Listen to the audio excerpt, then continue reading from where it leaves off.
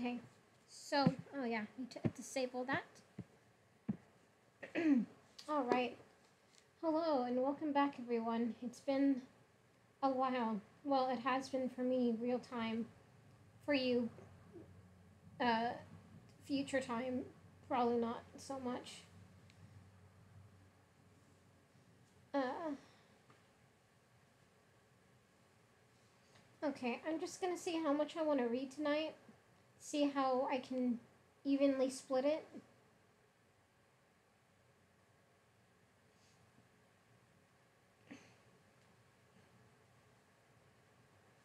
Okay. I'm still trying to see where I can even it out.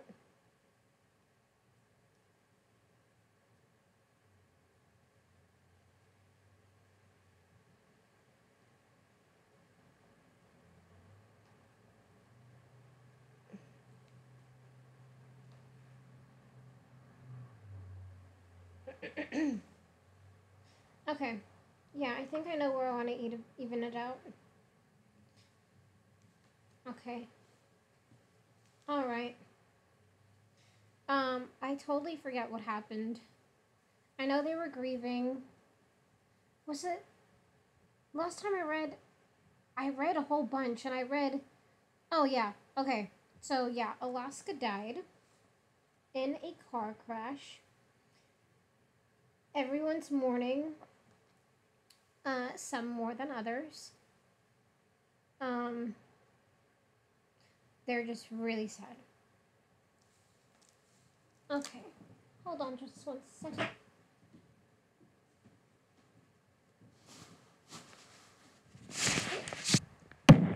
Sorry for all the big noise. There we go.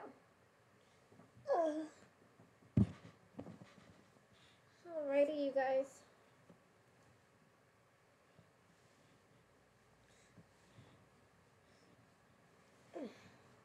I wanted to do this on, like, one big episode, but I am forced. Of course, I can't do that. I would have started earlier, but it was my brother's birthday today. So, usually I start at like 7:30. But it was my brother's birthday, so we had cake just like 20 minutes ago. It was very good cake. It was Costco cake. Okay. So yeah, let's get on with it.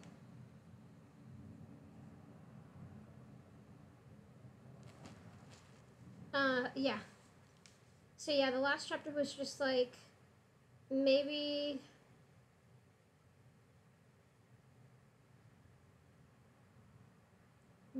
basically Pudge / Miles was trying to figure out why Alaska died, sort of. Just trying to piece it together, but we will find out eventually. Okay. This chapter is called 8 Days After. Tuesday, we had school for the first time.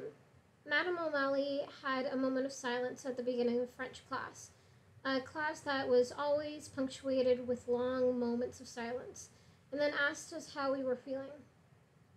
Awful, a girl said. En français, Madame O'Malley replied. En français. Everything looked the same, but more still. The weekday warriors still sat on the benches outside the library, but the gossip was quiet, understated. The cafeteria clamored with the sounds of plastic trays against wooden tables and forks scraping plates, but any conversations were muted. But more than the noiselessness of everyone else was the silence where she should have been. The bubbling, bursting, storytelling Alaska. But instead, it felt like those times when she had withdrawn into herself, like she was refusing to answer how or why questions, only this time for good. The colonel sat down next to me in religion class, sighed, and said, You reek of smoke, Pudge. Ask me if I give a shit. Dr. Hyde shuffled into class then, our final exam stacked underneath one arm. He sat down, took a series of labored breaths, and began to talk. It is a law that parents should not have to bury their children, he said, and someone should enforce it. This semester, we're going to continue studying religious traditions to which you were introduced this fall. But there is no doubting that the questions we'll be asking have more immediacy now than they just did a few days ago. What happens to us after we die, for instance, is no longer a question of idle philosophical, philosophical. I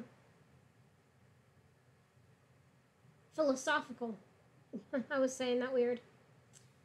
What happens to us after we die, for instance, is no longer a question of idle philosophical interest. It is a question we must ask about our classmate, and how to live in the shadow of grief is not something nameless Buddhists and how to live in the shadow of grief is not something nameless Buddhists, Christians, and Muslims have to explore. The questions of religious thought have become, I suspect, personal. He shuffled through our exams, pulling one out from the pile before him. Here I have here Alaska's final. You'll recall that you were asked what the most important question facing people is, and how the three traditions we're studying this year address that question. This was Alaska's question. With a sigh, he grabbed hold of his chair and lifted himself out of it, then wrote on the blackboard, "How will we ever get out of this labyrinth of suffering? A-W. A-A-Y. I'm going to leave that up for the rest of the semester," he said, "because everybody who has ever lost their way in life has felt the nagging insistence of that question. At some point, we all look up and realize we are lost in a maze, and I don't want us to forget Alaska, and I don't want to forget that even when the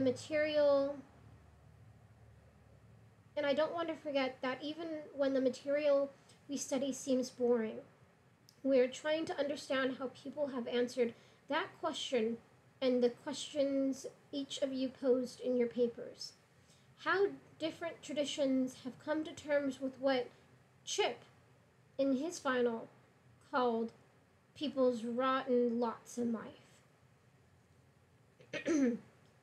Hyde sat down. Morty choked up.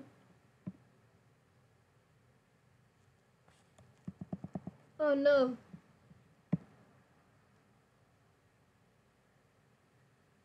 It's gonna be a sad book from here on out, Freddie. I'm sorry to do this to you.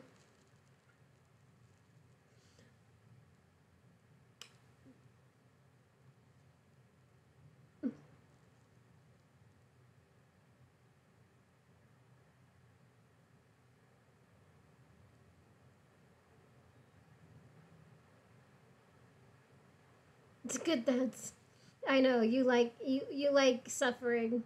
You like being a sad boy, but it's a good sad. Okay. I like being sad. Hey, being sad is a valid emotion, and you should express it whenever you want. But yeah, Hyde sat down. "So, how are you guys doing?" The Colonel and I said nothing, while a bunch of people who didn't know Alaska extolled her virtues and professed to be devastated, and at first it bothered me. I didn't want the people she didn't know and the people she didn't like to be sad. They'd never cared about her, and now they were carrying on as if she were a sister. But I guess I didn't know her completely either. If I'd have known what she'd meant by to be continued. And if I had cared about her, I should have, as I thought I did. How could I have let her go? So, they didn't bother me really. But next to me, the colonel breathed slowly and deeply through his nose like a bull about to charge. He actually rolled his eyes when weekday warrior he actually rolled his eyes when weekday warrior Blakely, whose parents had received a progress report courtesy of Alaska, said, "I'm just sad I never told her I loved her. I just don't know. I just don't understand why." That's such bullshit, the colonel said as we walked to lunch. As if Brooke Blakely gives two shits about Alaska. If Blakely died, wouldn't you be sad? I asked. I guess, but I wouldn't bemoan the fact that I'd never told her I loved her. I don't love her. She's an idiot. I thought everyone else had a better excuse to grieve than we did. After all, they hadn't killed her. But I knew better than to try to talk to the colonel when he was mad. That is the end of that day chapter. On to the next day / chapter. Actually, hold on. Let me just drink some water.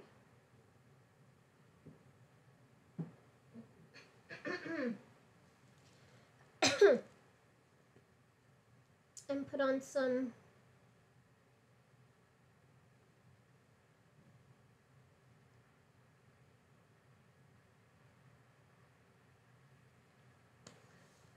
chapstick.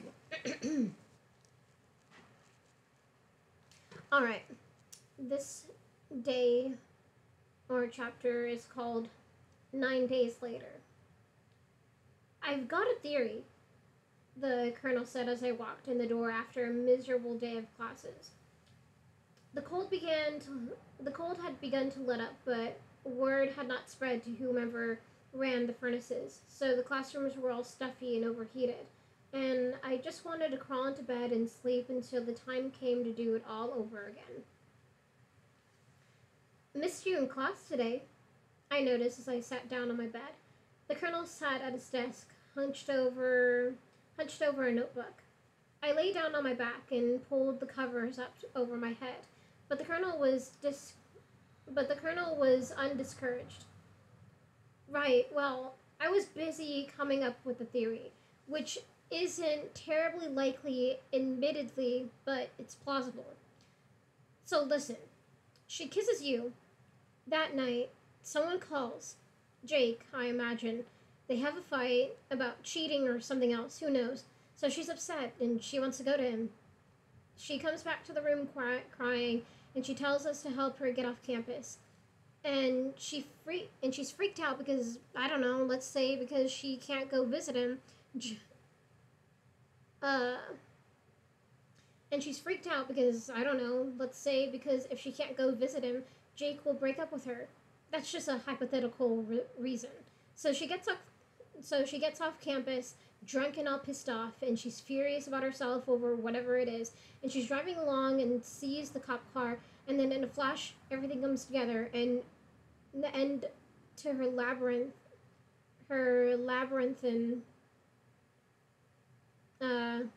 labyrinthine mystery is staring her right in the face, and she just does it, straight and fast. Just aims at the cop car and never swerves. Not because she's drunk, but because she killed herself. That's ridiculous. She wasn't thinking about Jake or fighting with Jake. She was making out with me. I tried to bring up the whole Jake thing, but she just shushed me. So her called her. I kicked off my comforter and my fist balled. smashed my hand against the wall with each syllable as I said, I don't know. And you know what? It doesn't matter. She's dead. Is the brilliant colonel going to figure out something that's gonna make her less freaking dead? But it did matter, of course, which is why I kept pounding at our cinder block walls and why the questions had floated beneath the surface before for a week. Who had called? What was wrong? Why did she leave? Jake had not gone to her funeral, nor had he called us to say he was sorry or to ask what happened. He had just disappeared, and of course I had wondered if she had any intention of keeping her promise that we would be continued. I had wondered who called and why and what made her so upset. But I'd rather wonder than get answers I couldn't live with. Maybe she was driving there to break up with Jake then, the colonel said, his voice suddenly edgeless. He sat down on the corner of my bed. I don't know. I really don't want to know. Yeah, well, he said, I want to know. Because if she knew what she was doing, Pudge, she made us accomplices, and I hate her for that. I mean, God, look at us. We can't even talk to anyone anymore. So listen. I wrote out a game plan. 1. Talk to eyewitnesses. 2. Figure out how drunk she was. 3. Figure out where she was going and why. I don't want to talk to Jake, I said half-heartedly, already resigned to the colonel's incessant planning. If he knows, I definitely don't want to talk to him. And if he doesn't, I don't want to pretend like it didn't happen. The colonel stood up and sighed. You know what, Pudge? I feel bad for you. I do. I know you kissed her and I know you're broken up about it, but honestly, shut up. If Jake knows, you're not gonna make it any worse. And if he doesn't, he won't find out. So just stop worrying about your goddamn self for 1 minute and think about your dead friend. Sorry.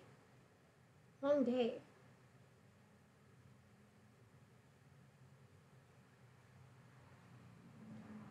It's fine, I said, pulling the covers back over my head. It's fine, I repeated, and whatever it was fine. It had to be. I couldn't afford to lose the colonel. That is the end of that day / chapter. On to the next chapter / day. 13 days after.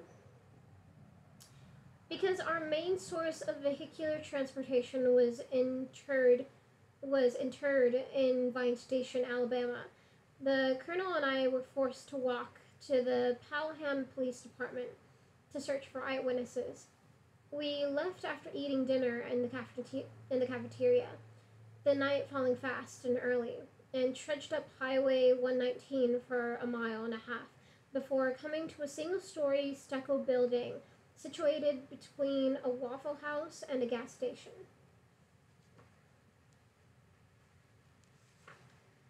Inside, a long desk that rose to the colonel's solar plexus separated us from the police station proper, which seemed to consist of 3 uniformed officers sitting at three desks, all of them talking on the phone.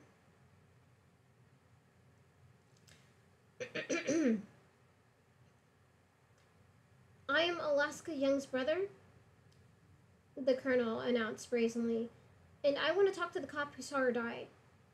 A pale, thin man with a reddish blonde beard spoke quickly into the phone, and then hung up. I seen her, he said. She hit my cruiser. Can we talk to you outside? The colonel said. Yep. The cop grabbed a coat and walked toward us.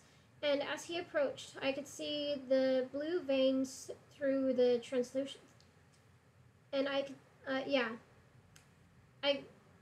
let me just start that over. The cop grabbed Yeah, the cop grabbed a code and walked toward us. And as he approached, I could see the blue veins through the translucent skin of his face. For a cop, he didn't seem to get out much. Once outside, the colonel lit a cigarette.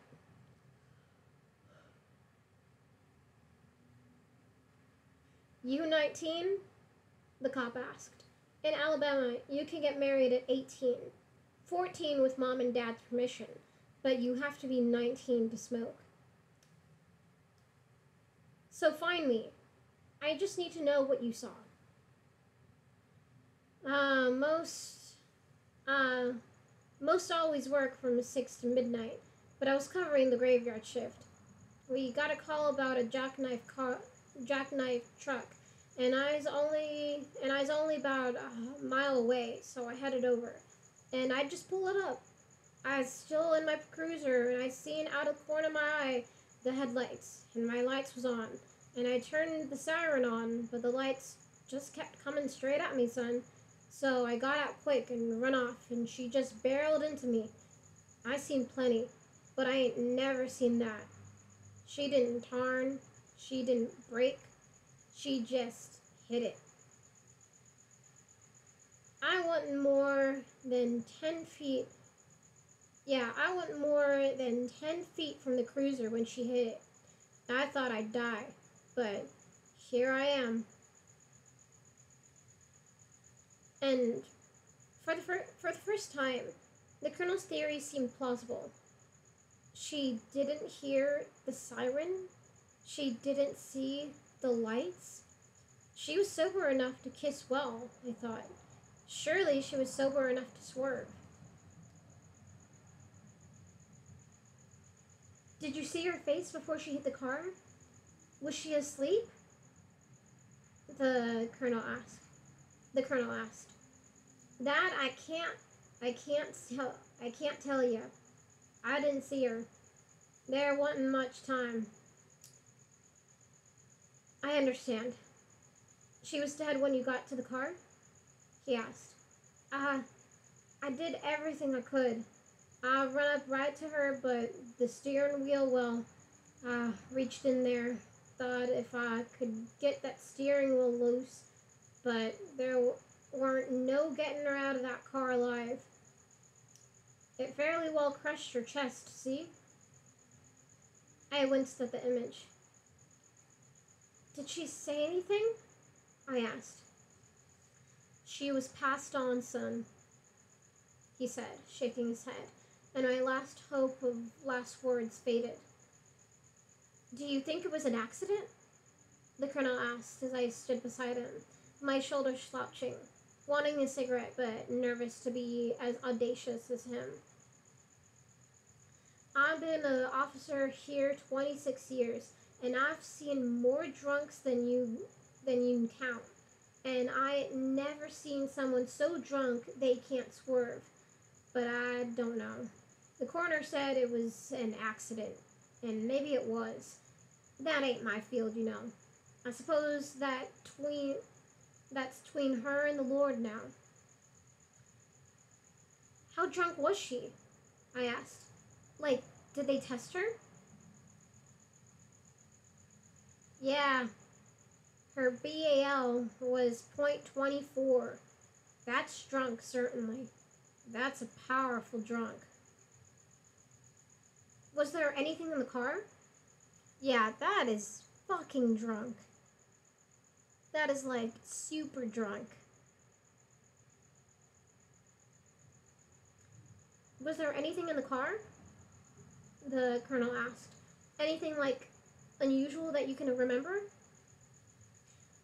I remember them brochures from colleges, places in Maine and Ohio and Texas. I thought in myself, that girl must be from Culver Creek, and that was mighty sad. See a girl like that looking to go to college. That's a goddamn shame. That's a goddamn shame. And they's flowers. There was flowers in her back seat. Like from a florist. Tulips. Tulips, I thought immediately of the tulips Jake had sent her. Were they white? I asked. They sure was, the cop answered. Why would she have taken his tulips with her? But the cop couldn't. But the cop wouldn't have an answer for that one. I hope y'all find out whatever y'all's looking for. I have thought it over some, 'cause I never seen nothing like that before. I've thought hard on it. Wondered if I'd have started up the cruiser real quick and drove it off. If she'd have been alright. There might have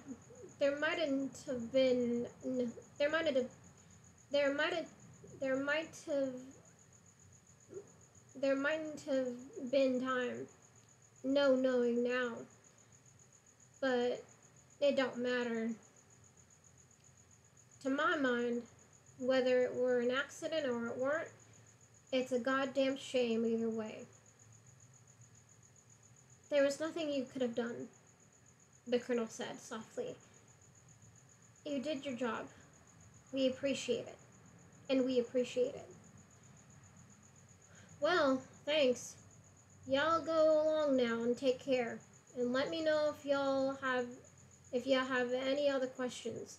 This is my card if you need anything. The colonel put the card in his fake leather wallet and we walked toward home. White tulips, I said. Jake's tulips. Why?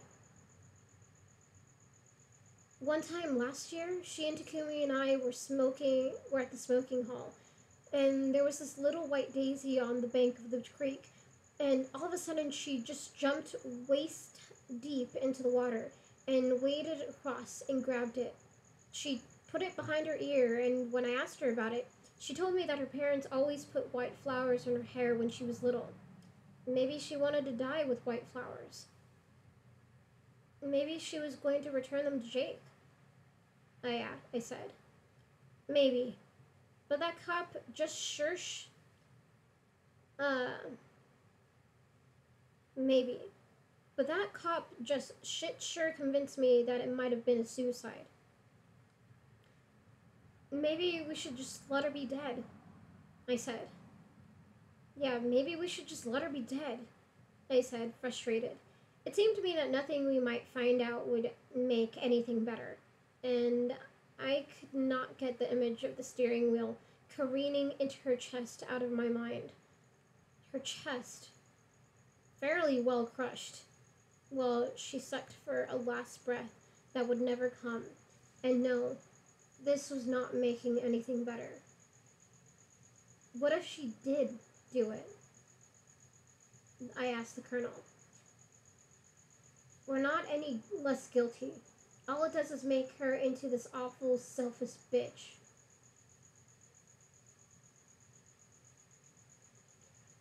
Christ, Pudge, do you even remember the person she actually was? Do you remember how she could be a selfish bitch? That was part of her, and you used to know it.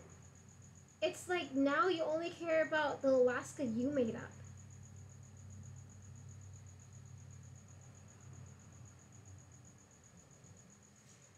I sped up, walking ahead of the colonel, silent. And he couldn't know, because he wasn't the last person she kissed, because he hadn't been left with an unkeepable promise, because he wasn't me. Screw this, I thought, and for the first time I imagined just going back home, ditching the great perhaps for the old comforts of school friends, whatever their faults. Well, maybe that's my favorite version of Alaska. Yeah, maybe it is. Hold on. I got it. Plug in my thing because it looks low.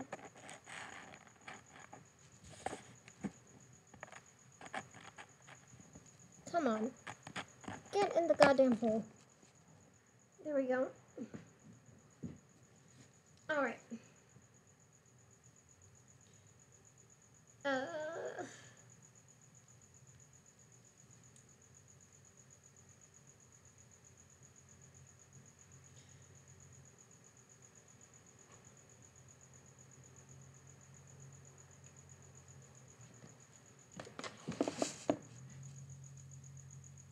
Okay.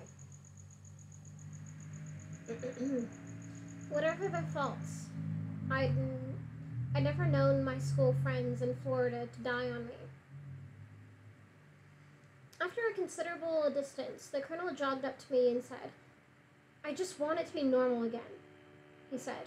You and me, normal, fun, just normal.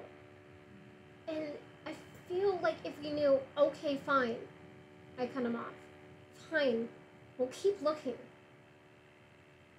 The colonel shook his head, but then he smiled. I have always appreciated your enthusiasm, Pudge, and I'm just going to go ahead and pretend you still have it until it comes back.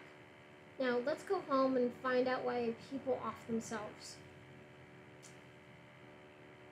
And that is the end of that chapter. / day. So the next day or chapter is called 14 Days After.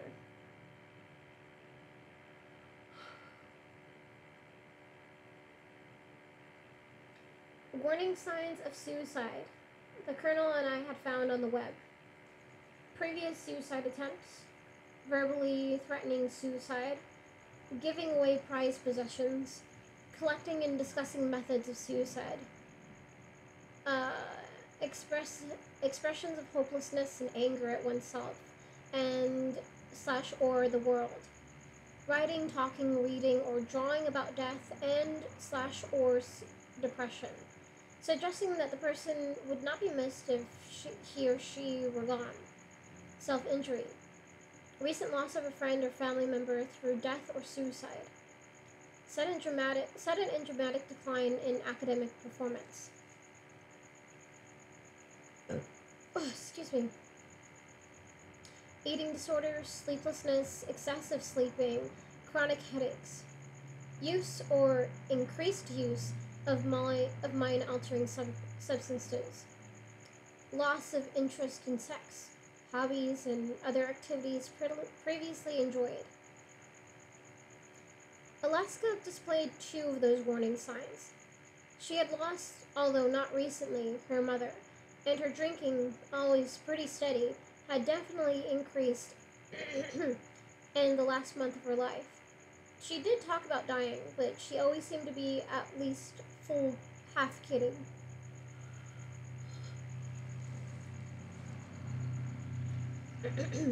I make jokes about death all the time, the colonel said. I made a joke last week about hanging myself with a tie, and I'm not going to off myself, so that doesn't count. And she didn't give anything away, and she sure as hell didn't lose interest in sex. One would have to like sex an awful lot to make out with your scrawny ass. Funny, I said. I know, God, I'm a genius. And her grades were good, and I don't recall her talking about killing herself.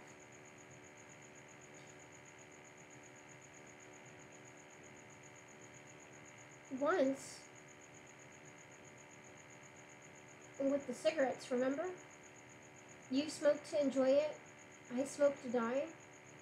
That was a joke.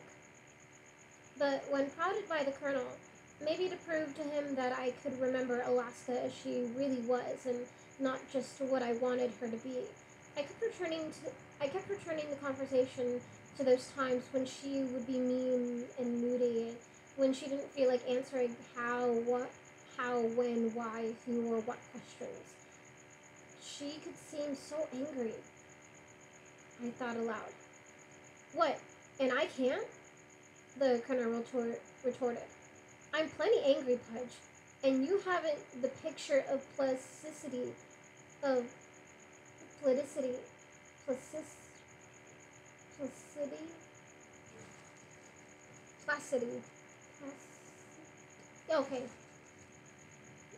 Okay, I'm officially gonna, so I think I said it right, but I want to make sure I said it right. Placidity.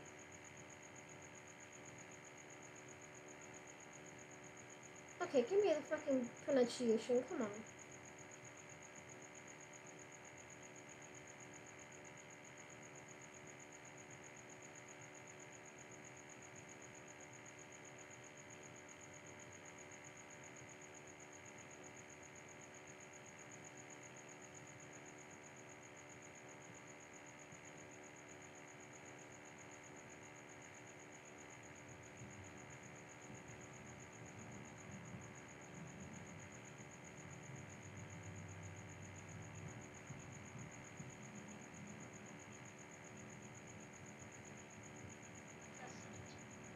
Placidity.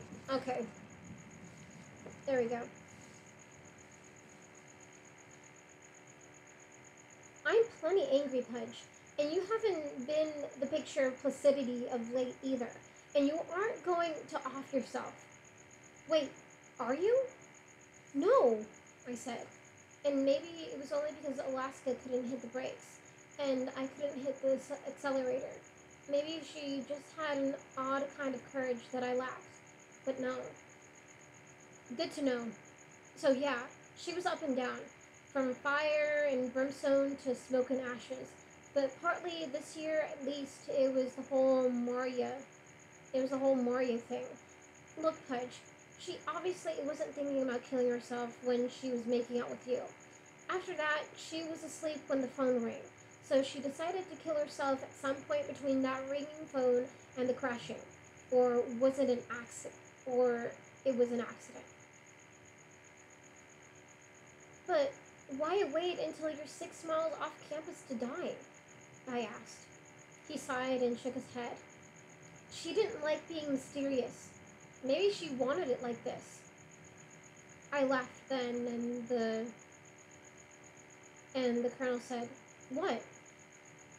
I was just thinking, why do you run head on into a cop car with its lights on?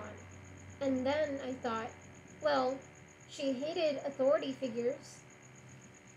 The colonel laughed. Hey, look at that! Pudge made a funny.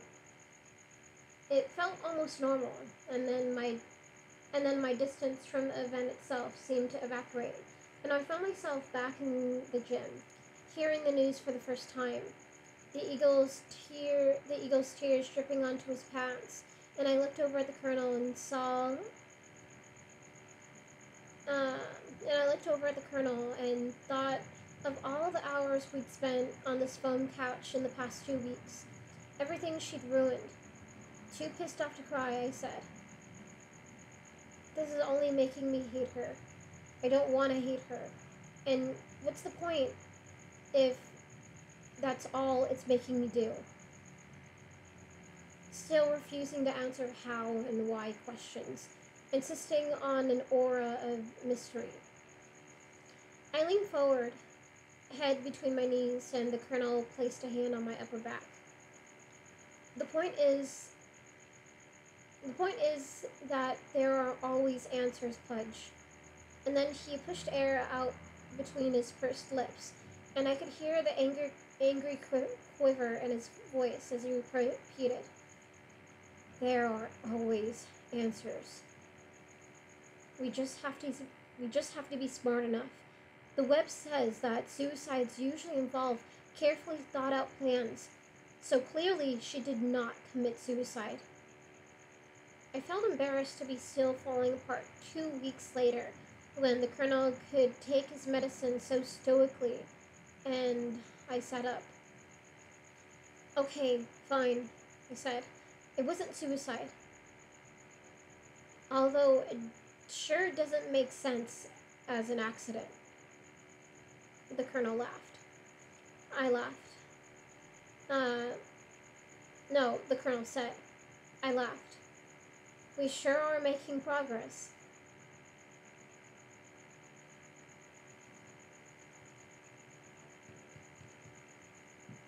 Excuse me.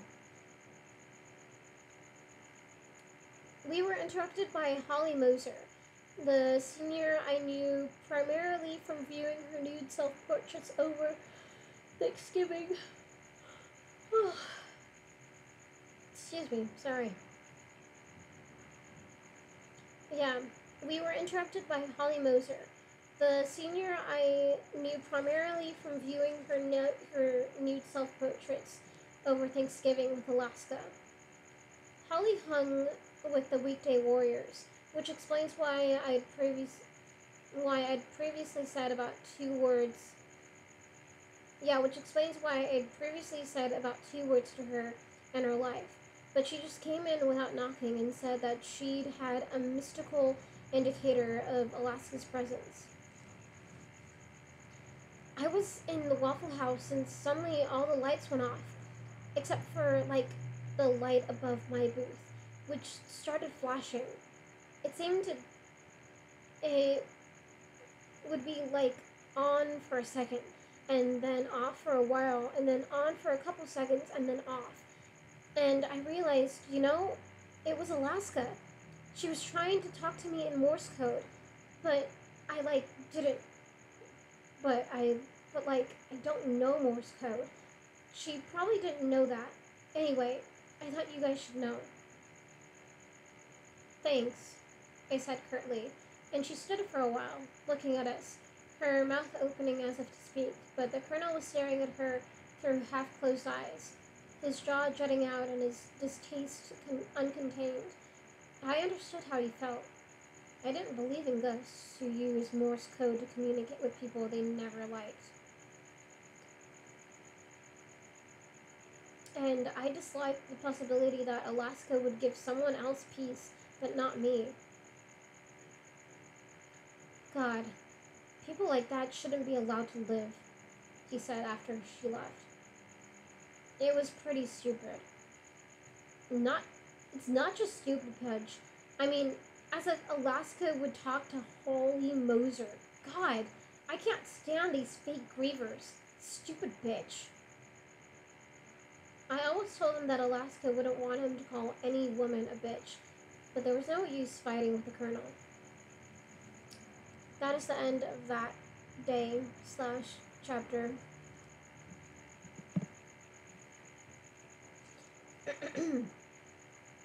Alright, next day in chapter is called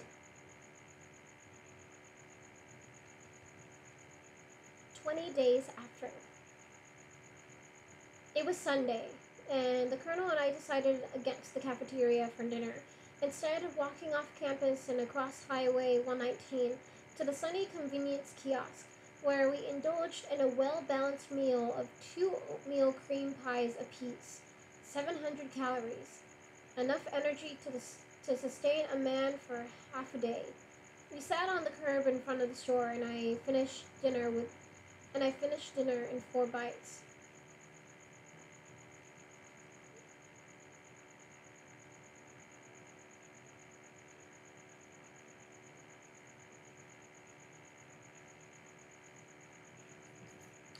I'm going to call Jake tomorrow, just so you know. I got his phone number from Takumi. Fine, I said. I heard a bell jangle behind me and turned toward the opening. Y'all's loitering, said the woman who just sold us dinner. Or eating, the colonel answered. The woman shook her head and ordered, as if to a dog, "Get!" So we walked behind the store and sat by the stinking, fetid dumpster. Enough with the fines already, Pudge. That's ridiculous. I'm going to call Jake, and I'm going to write down everything he says, and then we're going to sit down together and try and figure out what happened. No, you're on your own with that. I don't want to know what happened between her and Jake. The colonel sighed and pulled a pack of Pudge Fund cigarettes from his jeans pocket. Why not? Because I don't want to. Do I have provide you in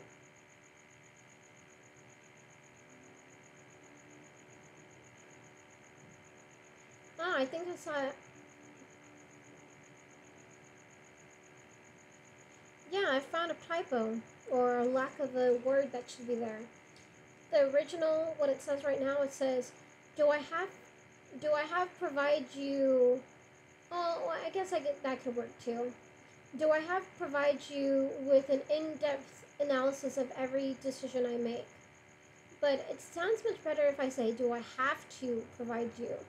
But I guess, do I have provide you? I guess that works too. It just seems weird that there's not the to in between the have and the provide.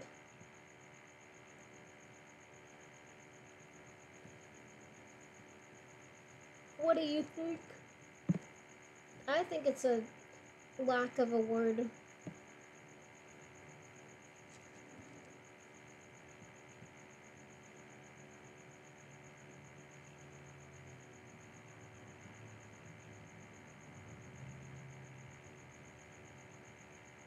Yeah, it sounds to me like that too. Do I have to provide you, or do I have to provide you with an in-depth?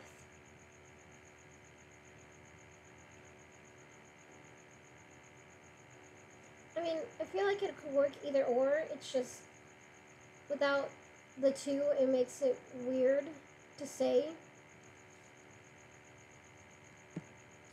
But I'm calling it a typo, even though I guess that you can hear it right the first time. But yeah, because I don't want to. Do I have to provide you with an in-depth analysis of every decision I make? The Colonel lit a cigarette with a lighter. Yeah, the Colonel lit the cigarette with a lighter I'd paid for, and took a drag. Whatever. It needs to be figured out, and I need your help to do it. Because between the two of us, we knew her pretty well. So that's that.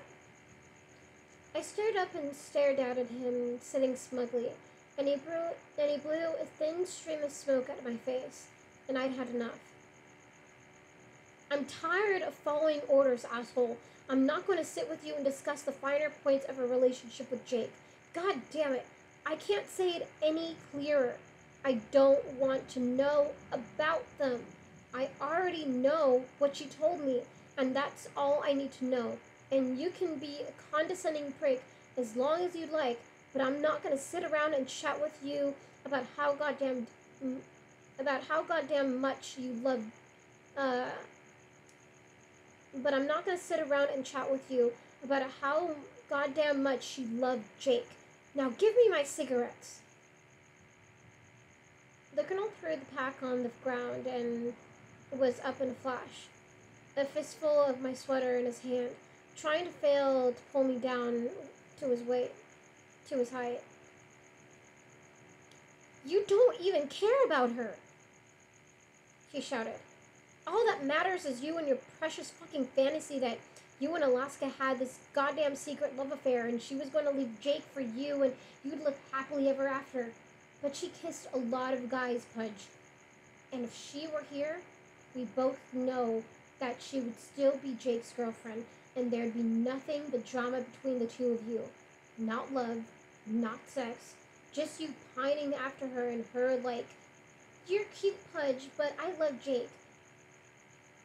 If she loved you so much, why did she leave you that night? And if you loved her so much, why'd you help her go? I was drunk. What's your excuse? The Colonel let go of my sweater, and I reached down and picked up the cigarettes. Not screaming, not through clenched teeth, not with the veins pulsing in my head, but calmly. Calmly, I looked down at the Colonel and said, "Fuck you." The vein pulsing screaming came later. Yeah, the vein pulsing screaming came later, after I had jogged across Highway 119 and through the dorm circle and across the soccer field and down the dirt road to the bridge, when I found myself at the smoking hole. I picked up a blue chair and threw it against the concrete wall, and a clang of plastic on concrete echoed beneath the bridge as the chair fell limply on its side. And then I lay on my back, with my knees hanging over the precipice, and screamed. I screamed because this Colonel was a self-satisfied, condescending bastard, and I screamed because he was right, for I did want to believe that I'd had a secret love affair with Alaska. Did she love me? Would she have left Jake for me? Or was it just another impulsive Alaska moment? It was not enough to be the last guy she kissed. I wanted to be the last one she loved. And I knew I wasn't. I knew it, and I hated her for it. I hated her for not caring about me. I hated her for leaving that night, and I hated myself too. And not only because I let her go, but because I had been enough. Because if I had been and not only because I let her go, but because if I had been enough for her, she wouldn't have even wanted to leave. She would have just lain with me and talked and cried, and I would have listened and kissed at her tears as they pooled into her eyes.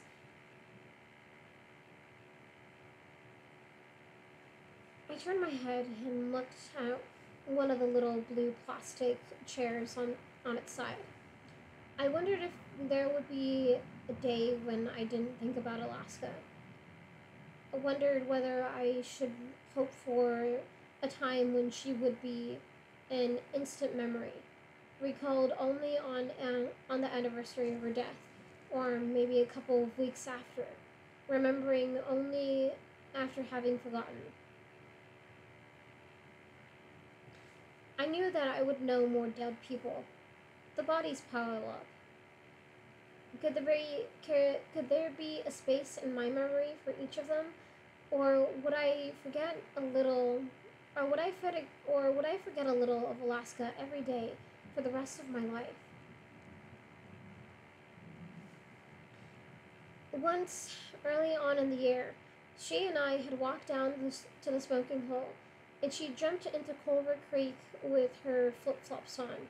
She stepped across the creek, picking her steps carefully over the mossy rocks, and grabbed a waterlogged stick from the creek bank.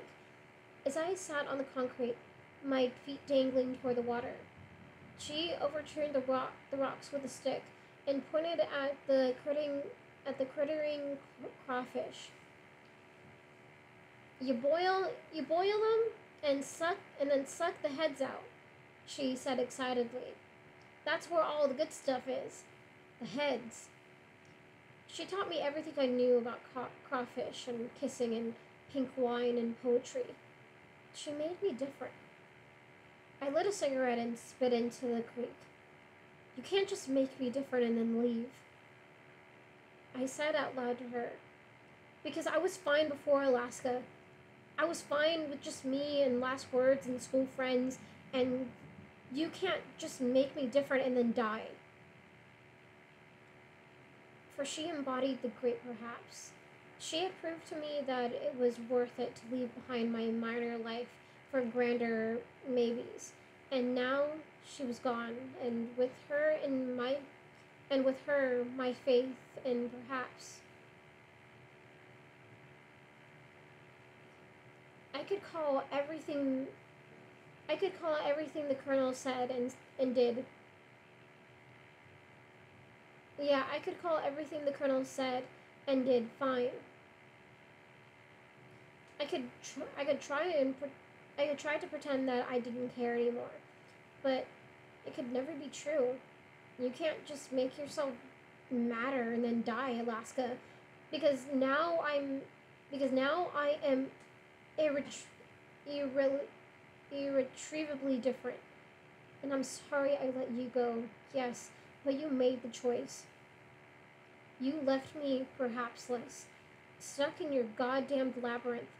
And now I don't even know if you chose the straight and fast way out, if you left me like this on purpose. And so I never knew you, did I? I can't remember, because I never knew.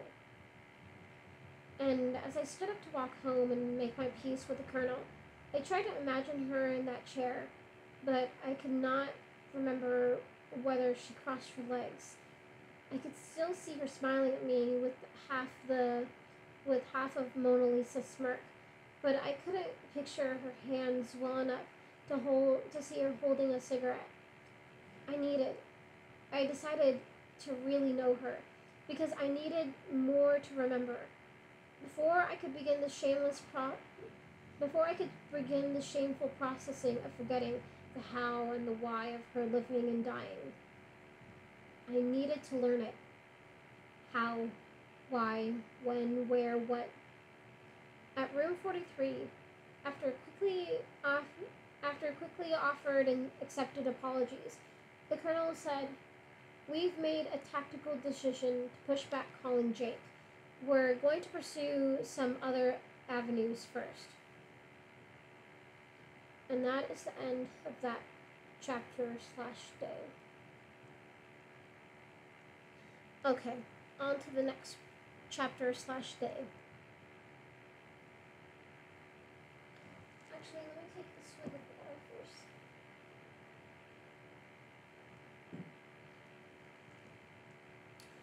Day 21. I mean, not day. The next chapter is called 21 Days After.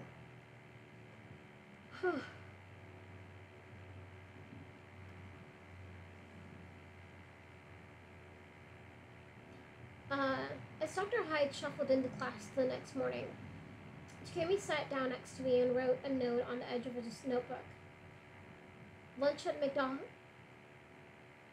at McInedible? It read. I scribbled okay on my own notebook and then turned to a blank page as Dr. Hyde started talking about Sufism. Excuse me.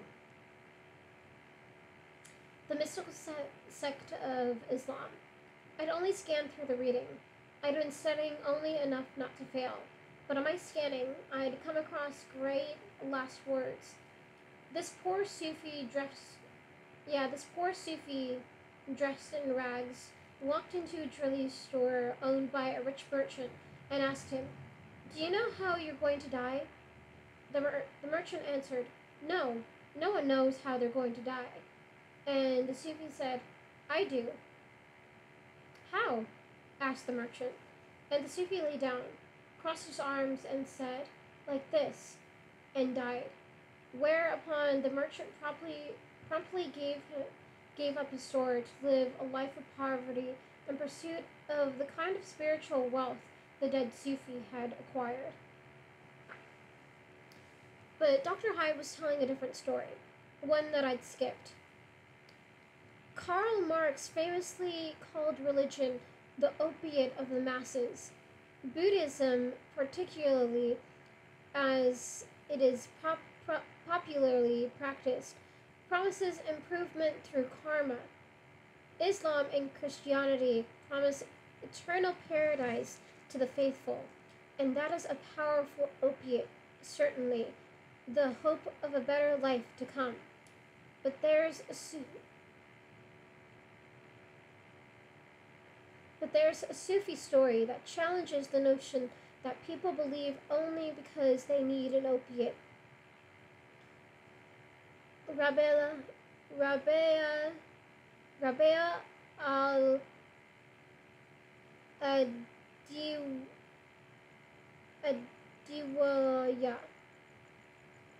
Sorry, this name is hard to pronounce. Sorry if there's any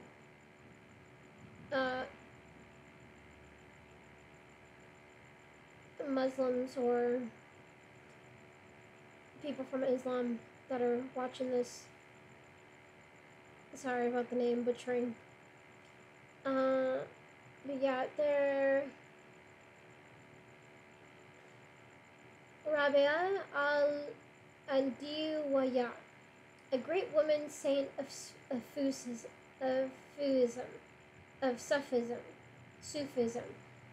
Yeah, a great woman saint of Sufism, was seen running through the streets in her hometown, Basra, carrying a torch in one hand and a bucket of water in the other.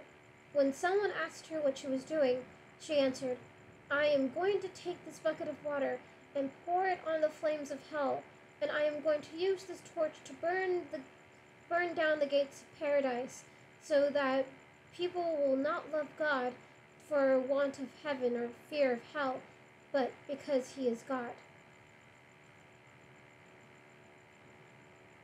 A woman so strong she burns heaven and drenches hell. Alaska would have liked this Rabia woman.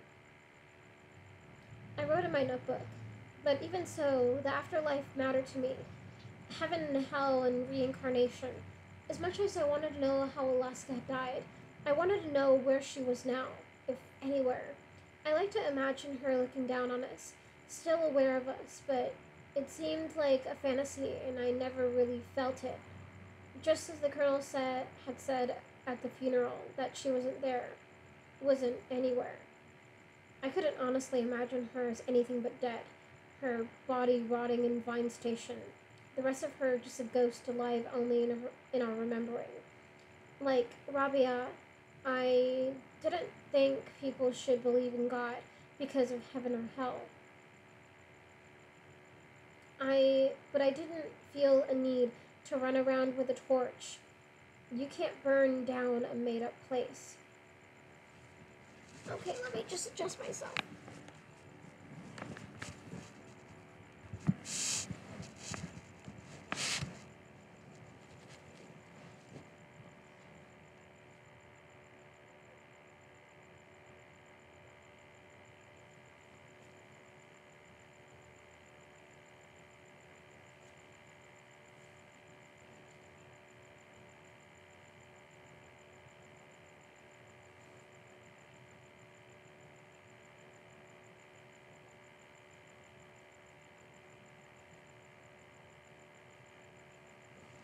Uh,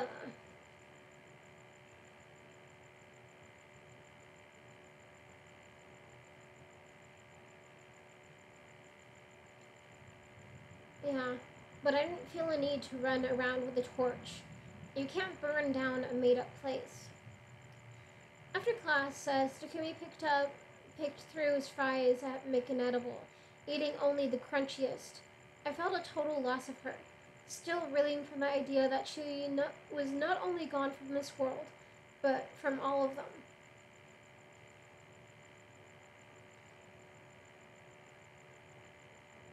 How have you been?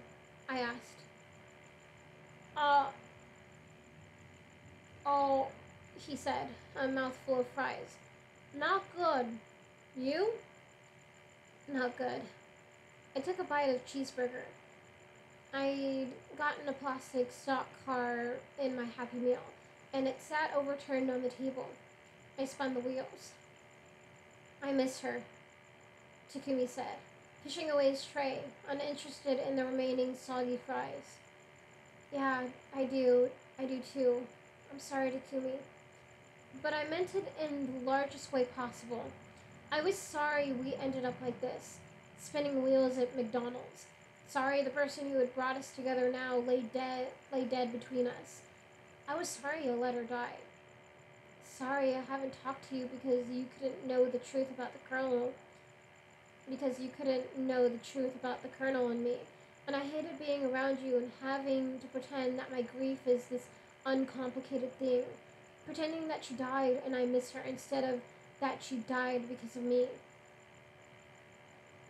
Me too. You're not dating Laura.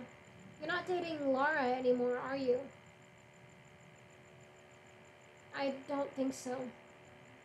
Okay. She was kind of wondering. I had been ignoring her, but by then she had begun to ignore me back. So I figured it was over, but maybe not. Well, I told Takumi. I just can't. I don't know, man. It's pretty complicated. Sure. She'll understand. Sure, all good. Okay. Listen, Pudge. I don't know. It sucks, huh? Yeah. And that is the end of that chapter. On to the next, which is called 27 Days Later.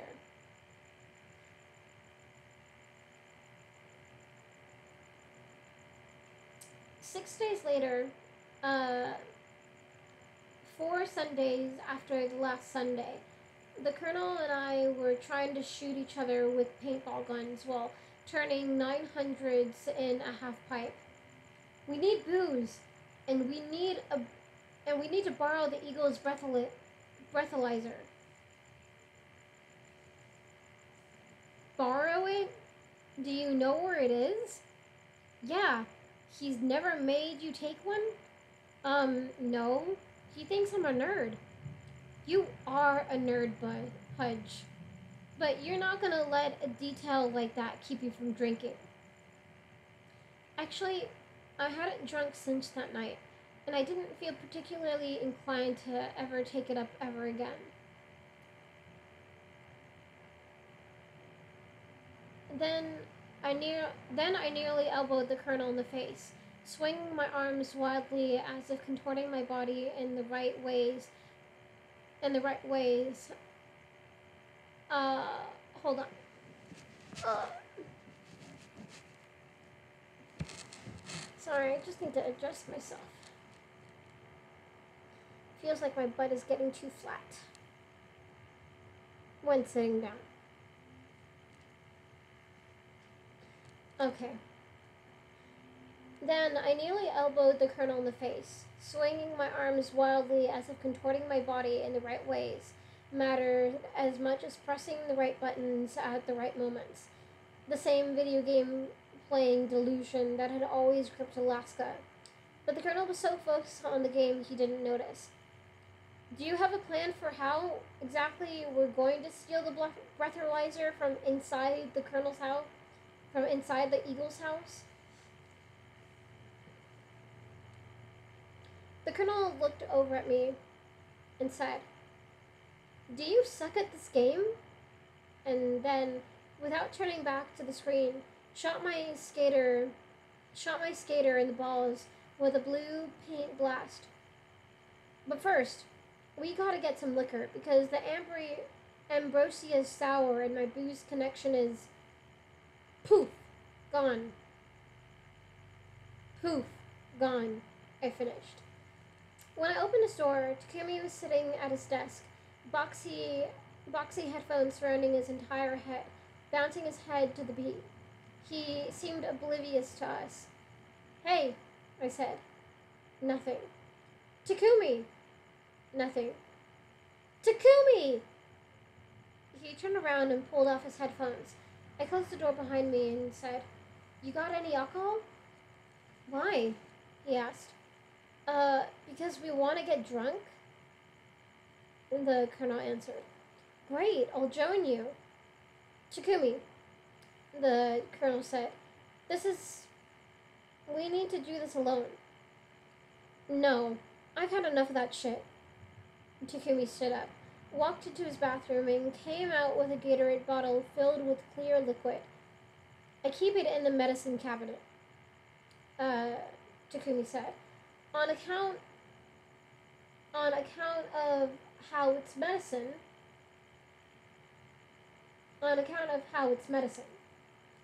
He pocketed the bottle and then walked up to the room, leaving the door open behind him.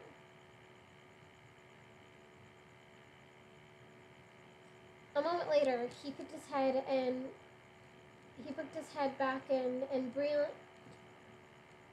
brilliantly mimicking the colonel's bossy bass voice, said, "Christ, you coming or what?" "Takumi," the colonel said, look. What we're doing is a little dangerous, and I don't want you to get caught up in it. Honestly, but listen. We'll tell you everything starting tomorrow. I'm tired of all this secret shit. She was my friend, too. Tomorrow. Honestly." He pulled the bottle out of his pocket and tossed it to me. "Tomorrow. Tomorrow," he said. "I really don't want him to know," I said as we walked back to the room, the Gatorade bottle stuffed in the pocket of my sweatshirt. "He'll hate us." "Yeah, well, he'll hate us more if we keep pretending he doesn't exist," the colonel answered. 15 minutes later, I stood at the Eagle's doorstep. He opened the door with a spatula in hand, smiled, and said, "Miles, come in. I was just making an egg sandwich. Want one?" "No, thanks," I said. Followed, that sounds good, like eggs and toast. That sounds so good. Ah. God, that sounds so good. I think I'm gonna have that tomorrow. With some fucking wheat bread. God. That sounds incredible. Okay.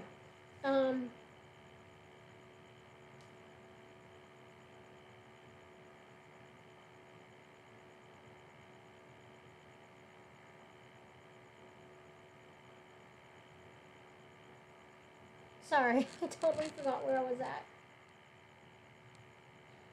Okay, yeah. Miles, come in. I was just making an egg sandwich. Want one?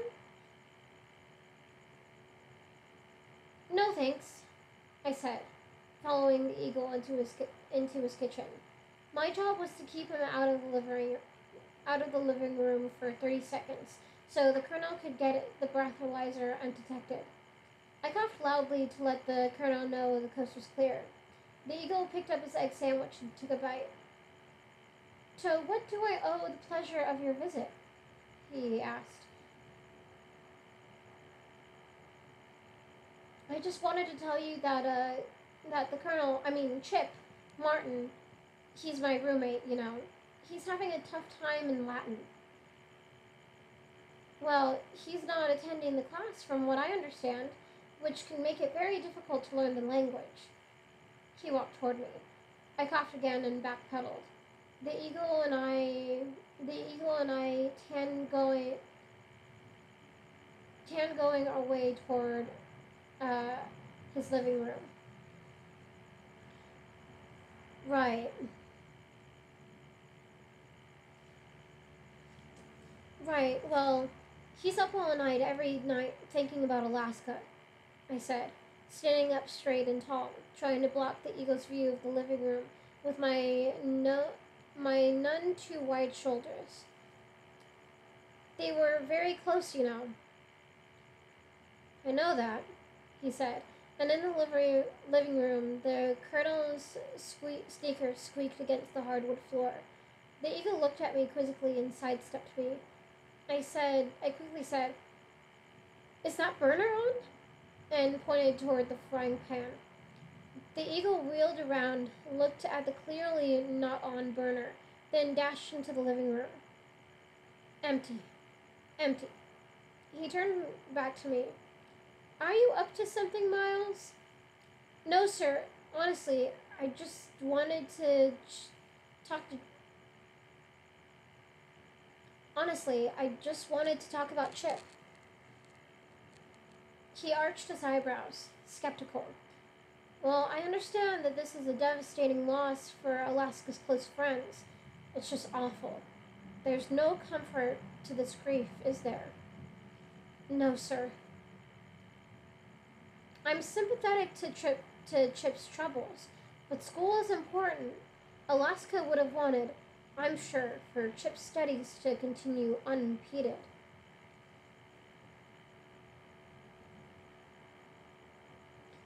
I'm sure, I thought.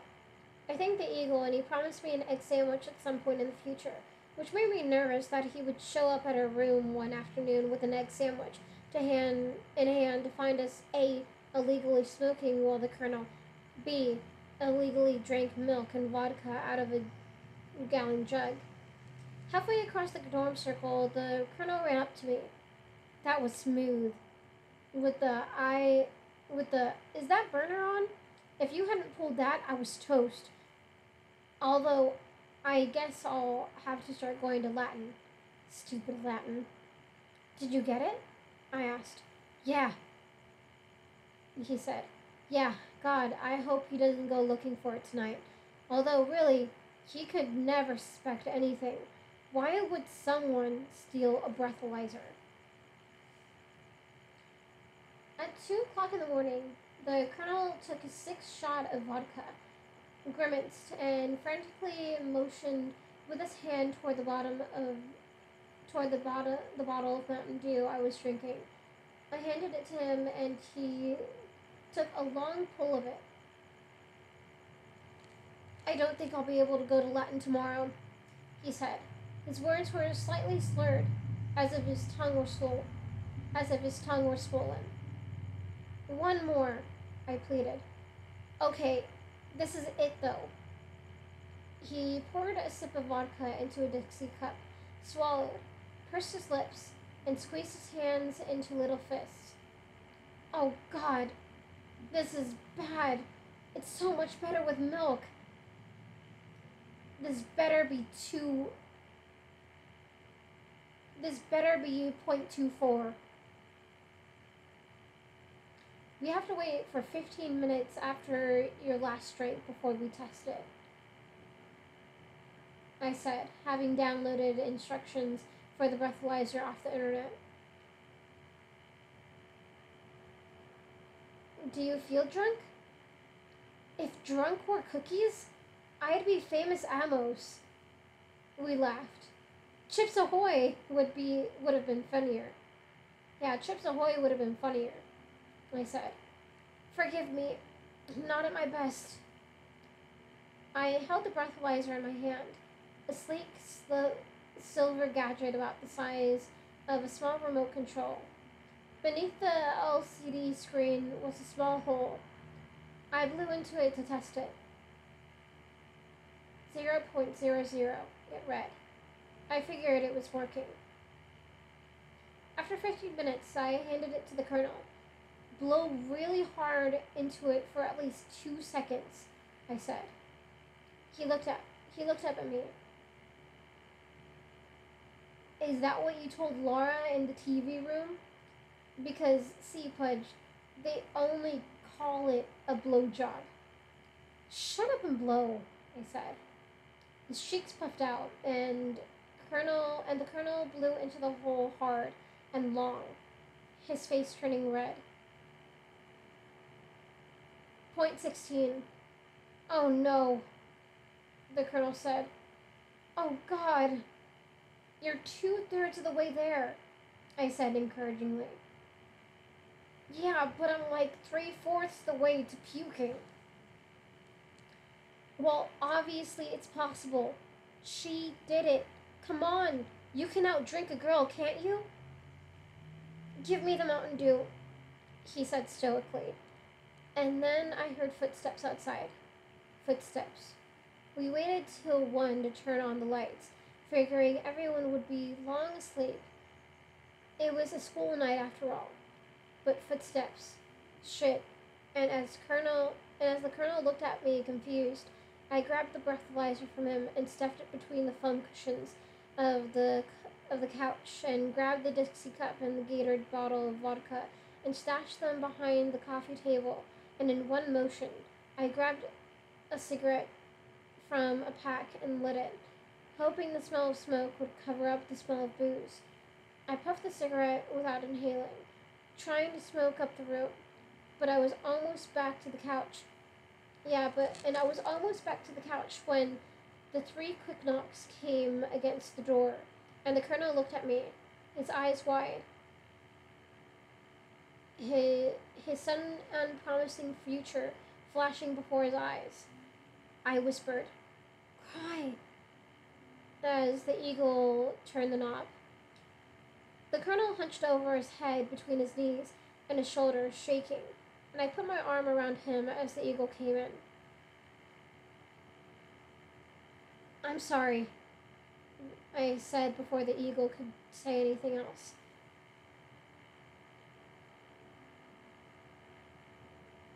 He's having a tough night. Are you smoking?" the eagle asked.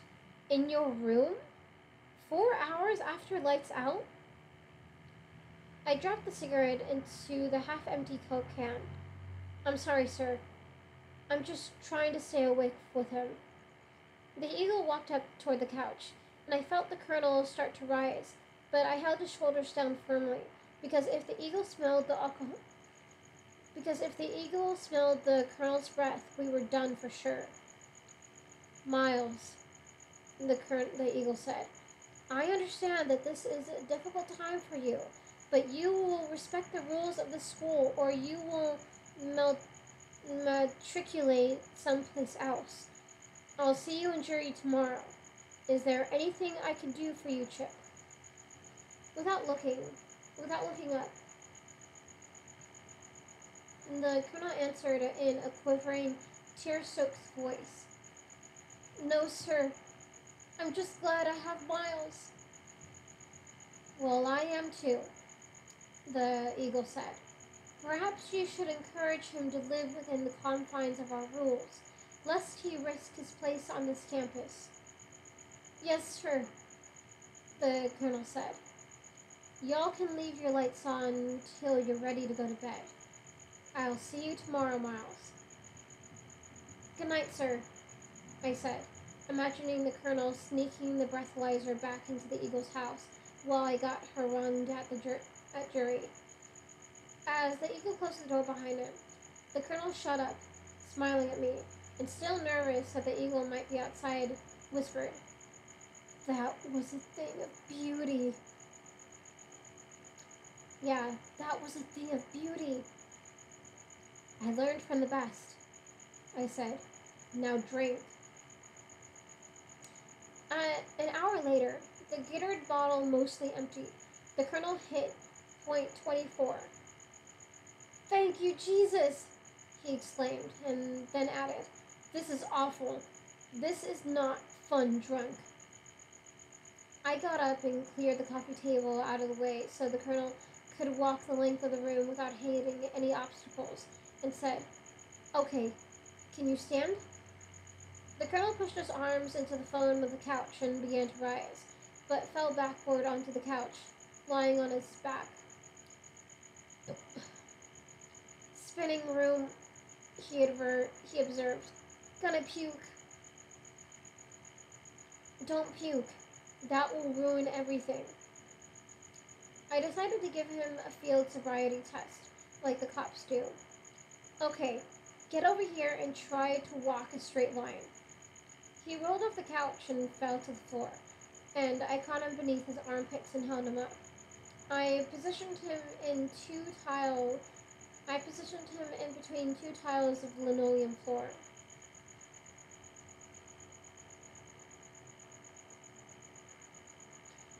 "Follow that line of tiles. Walk straight, toe to heel." He raised one leg and immediately leaned to the left, his arms windmilling.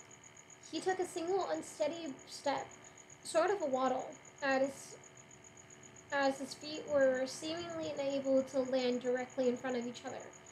He regained his balance briefly, then took a step backward and landed on the couch. I fail, he said matter-of-factly.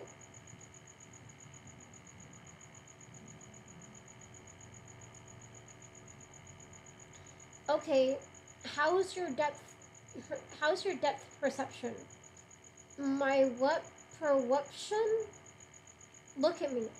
Is there one of me? Are there two of me? Could you accidentally drive into me if I were a cop car?" "Everything's very spinny, but I don't think so. This is bad. Was she really like this?" "Apparently. Could you drive like this?" "Oh, God, no. No, no. She was really drunk, huh?" "Yeah. We were really stupid. Yeah. I'm spinning, but no. No cop car I can see. So there's your evidence." "Maybe she fell asleep?"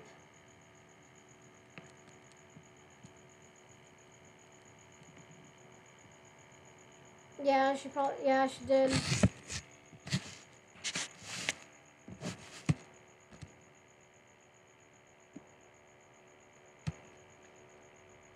That's right, she did build up that tolerance.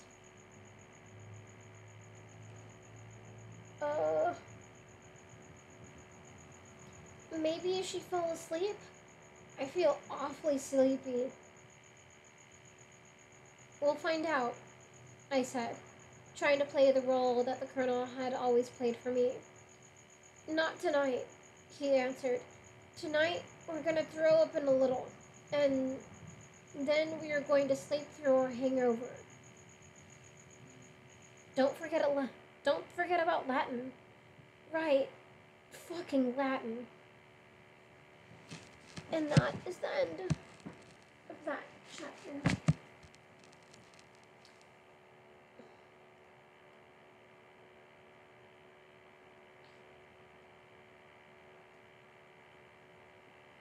Okay, on to the next chapter. This chapter is called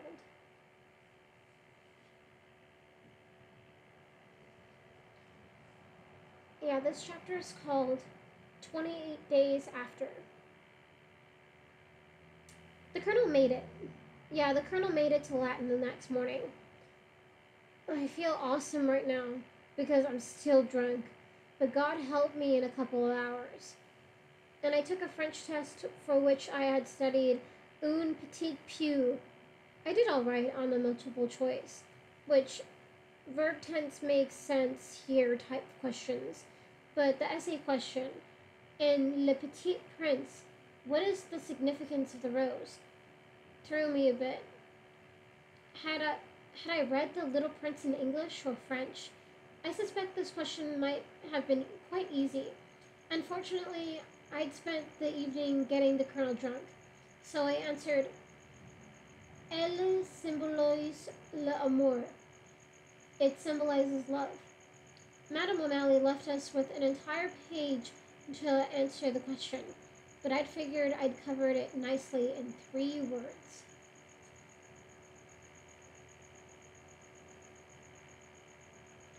I kept up in my classes well enough to get B minuses and not worry my parents, but I didn't care much anymore. The significance of the rose? I thought, who gives a shit? What's the significance of the white tulips? There was a question worth answering. After I gotten a lecture and 10 out,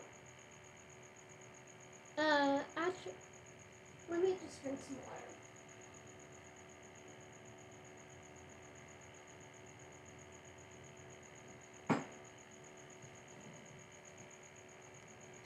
Yeah, after I'd gotten a lecture and 10 work hours at jury, I came back to room 43 to find the colonel telling Takumi everything. Well, everything except the kiss.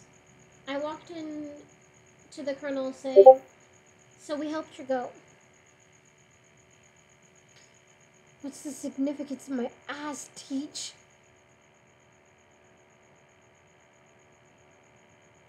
Damn.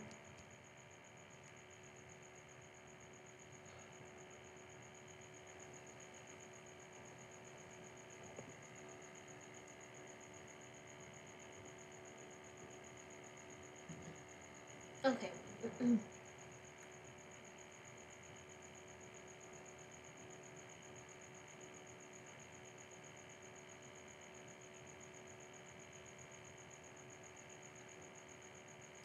Alrighty.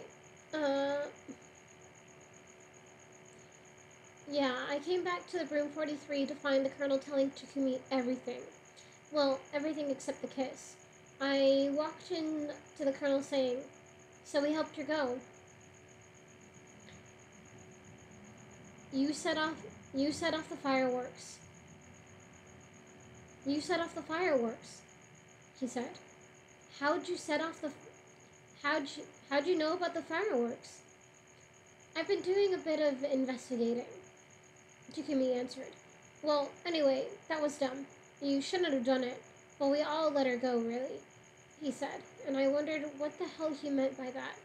But I didn't have time to ask before he said to me, so you think it was a suicide? Maybe, I said.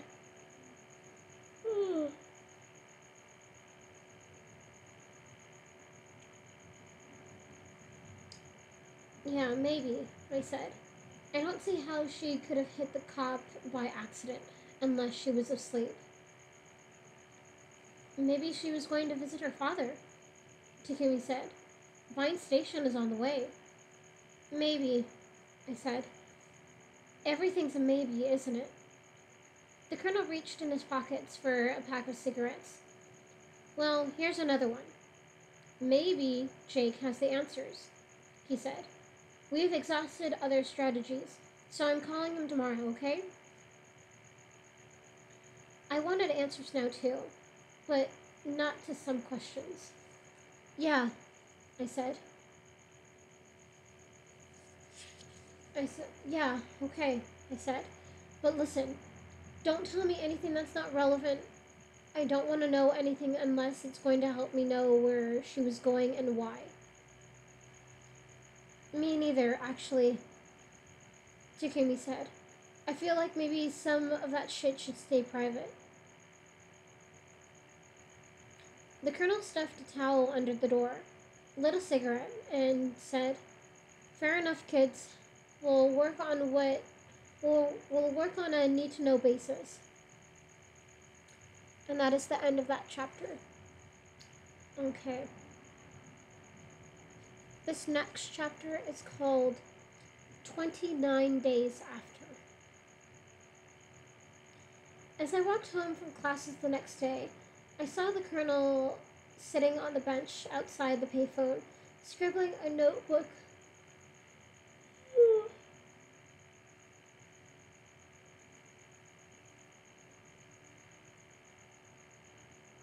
Yeah, I saw the colonel sitting on the bench outside the payphone, scribbling into a notebook balanced on his knees as he cradled the phone in between his ear and hurried.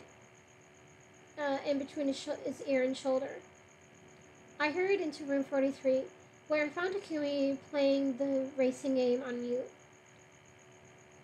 How long has he been on the phone? I asked. Don't know. He was on when I got here 20 minutes ago. He must have skipped smart boy math. Why? Are you scared Jake's gonna drive down here and kick your ass for letting her go? Whatever, I said, thinking, this is precisely why we shouldn't have told him. I walked into the bathroom, turned on the shower, and lit a cigarette. Takumi came in not long after. What's up? He said. Nothing. I just want to know what happened to her. Like, you really want to know the truth? Or, like, you want to find out that she fought with him and was on her way to break up with him and was going to come back here and fall into your arms and you were going to make hot, sweet love and have genius babies who memorize last words and poetry? If you're pissed at me, just say so. I'm not pissed at you for letting her go, but I'm tired of you acting like you were the only guy who ever wanted her. Like you had some monopoly on liking her. Takumi answered. I stood up, lifted the toilet seat, and flushed my unfinished cigarette. I stared at him for a moment and then said, I kissed her that night, and I've got a monopoly on that. What? He stammered. I kissed her. His mouth opened as if to speak, but he said nothing.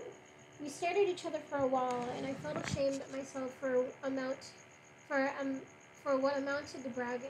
And finally I said, look, you know how she was.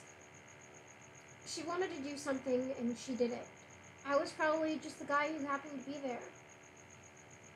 Yeah, well, I was never that guy, he said.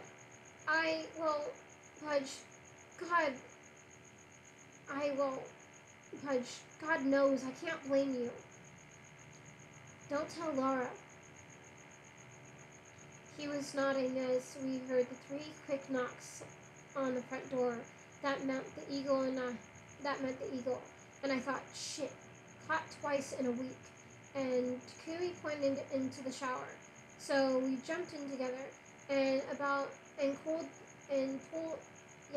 the curtain shut.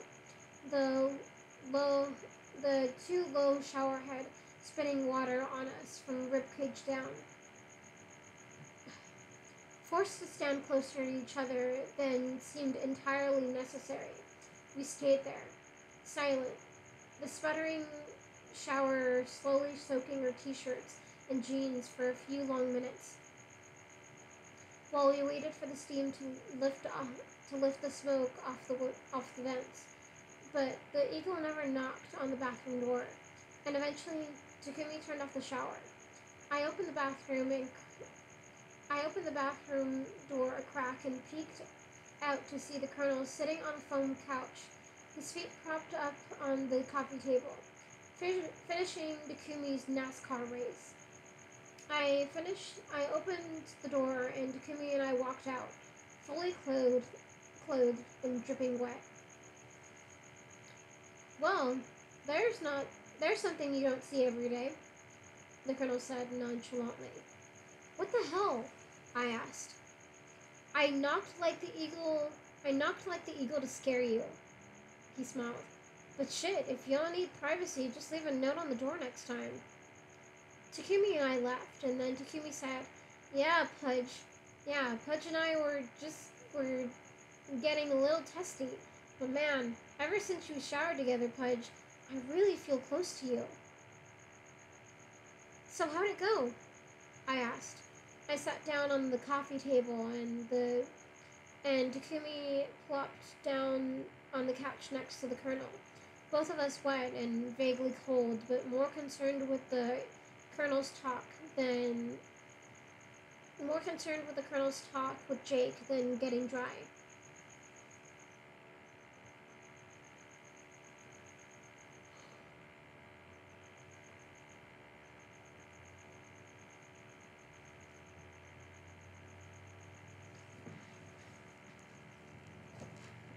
Uh, it was interesting.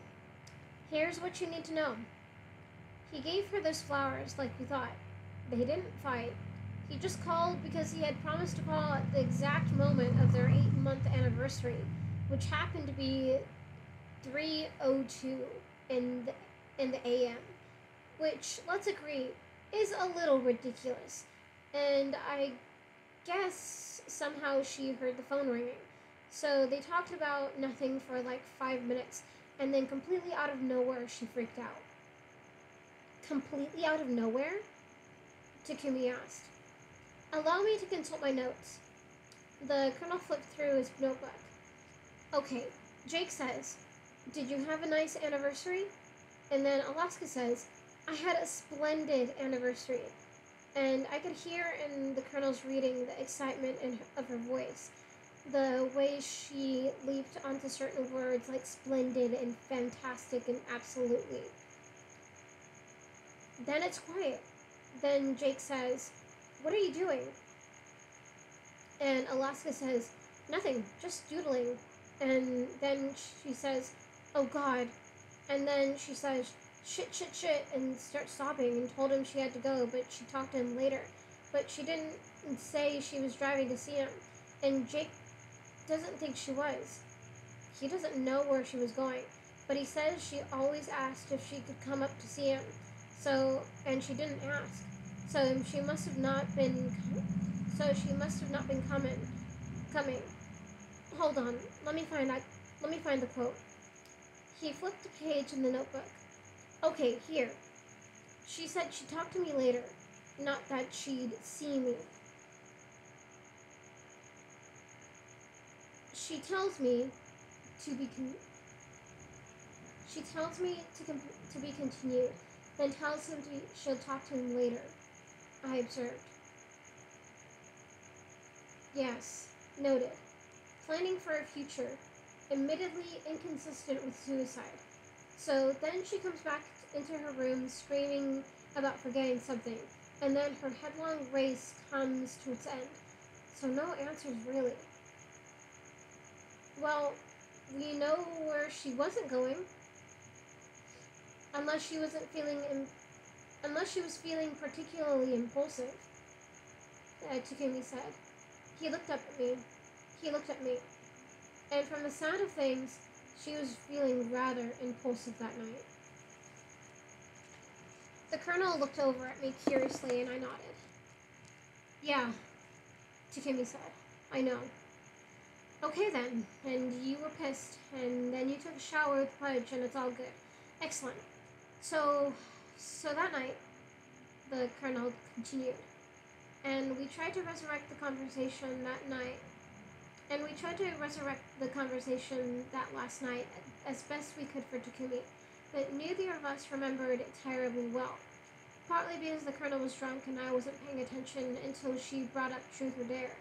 And anyway, we didn't know how much it might mean. Last words are always harder to remember. Last words are always harder to remember when no one knows that someone's about to die.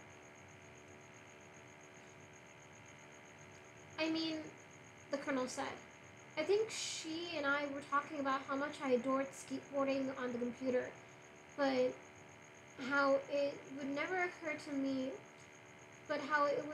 occur to me to try and step on a skateboard in real life. And then she said, 'Let's play Truth or Dare.' And then you fucked her. Wait, you fucked her? In front of the colonel? Takumi cried. I didn't fuck her. Calm down, guys, the colonel said, throwing up his hands. It's a euphemism. For what? Takumi asked. Takumi asked. Kissing. Brilliant euphemism. Takumi rolled his eyes. Am I the only one who thinks that might be significant? Yeah, that never occurred to me before.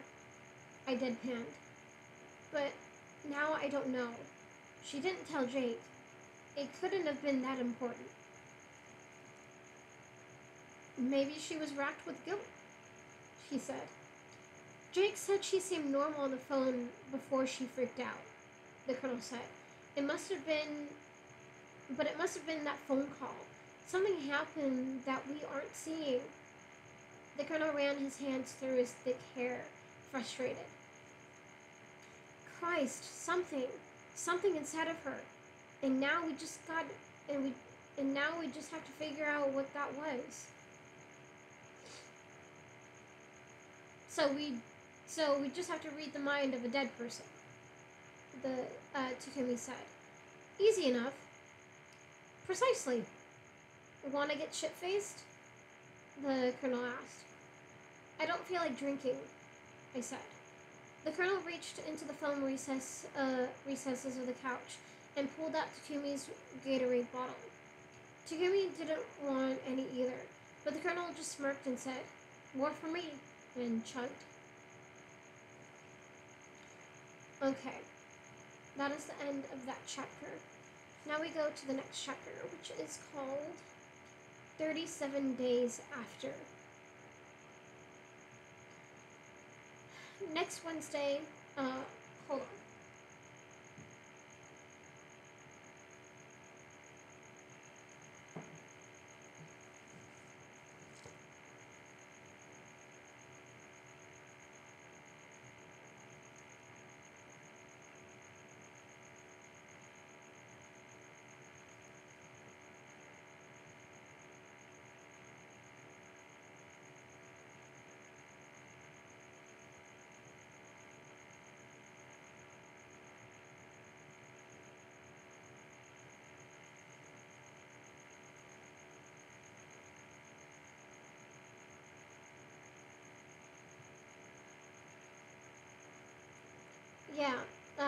The next Wednesday, I ran into Laura after religion class.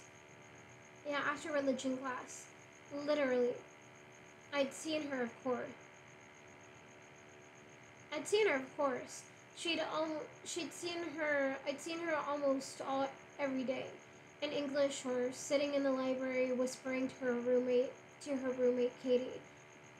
I saw her at lunch and dinner at the cafeteria, and I probably would have seen her at breakfast if I had ever gotten up for it. And surely she saw me as well, but we hadn't, until that morning, looked at each other simultaneously. By now, I assumed she'd forgotten me. After all, we only dated for about a day, albeit an eventful one.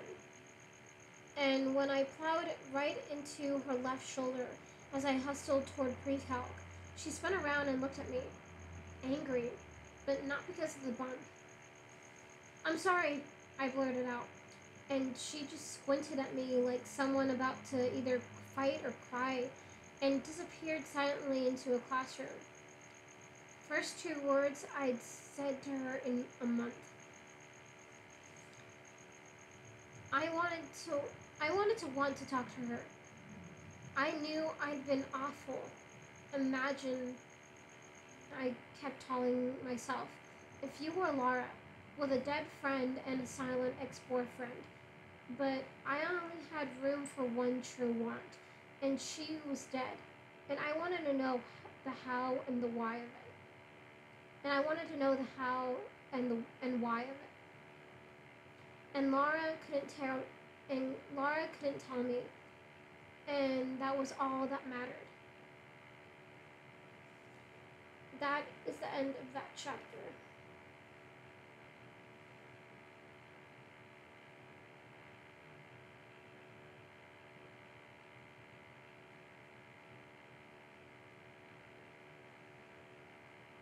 Hold on. I want to figure out how much I'm going to read because I'm getting to the point where I said I was going to stop reading, but I'll read a little bit more. Okay. So, yeah, this next chapter is called 45 Days After.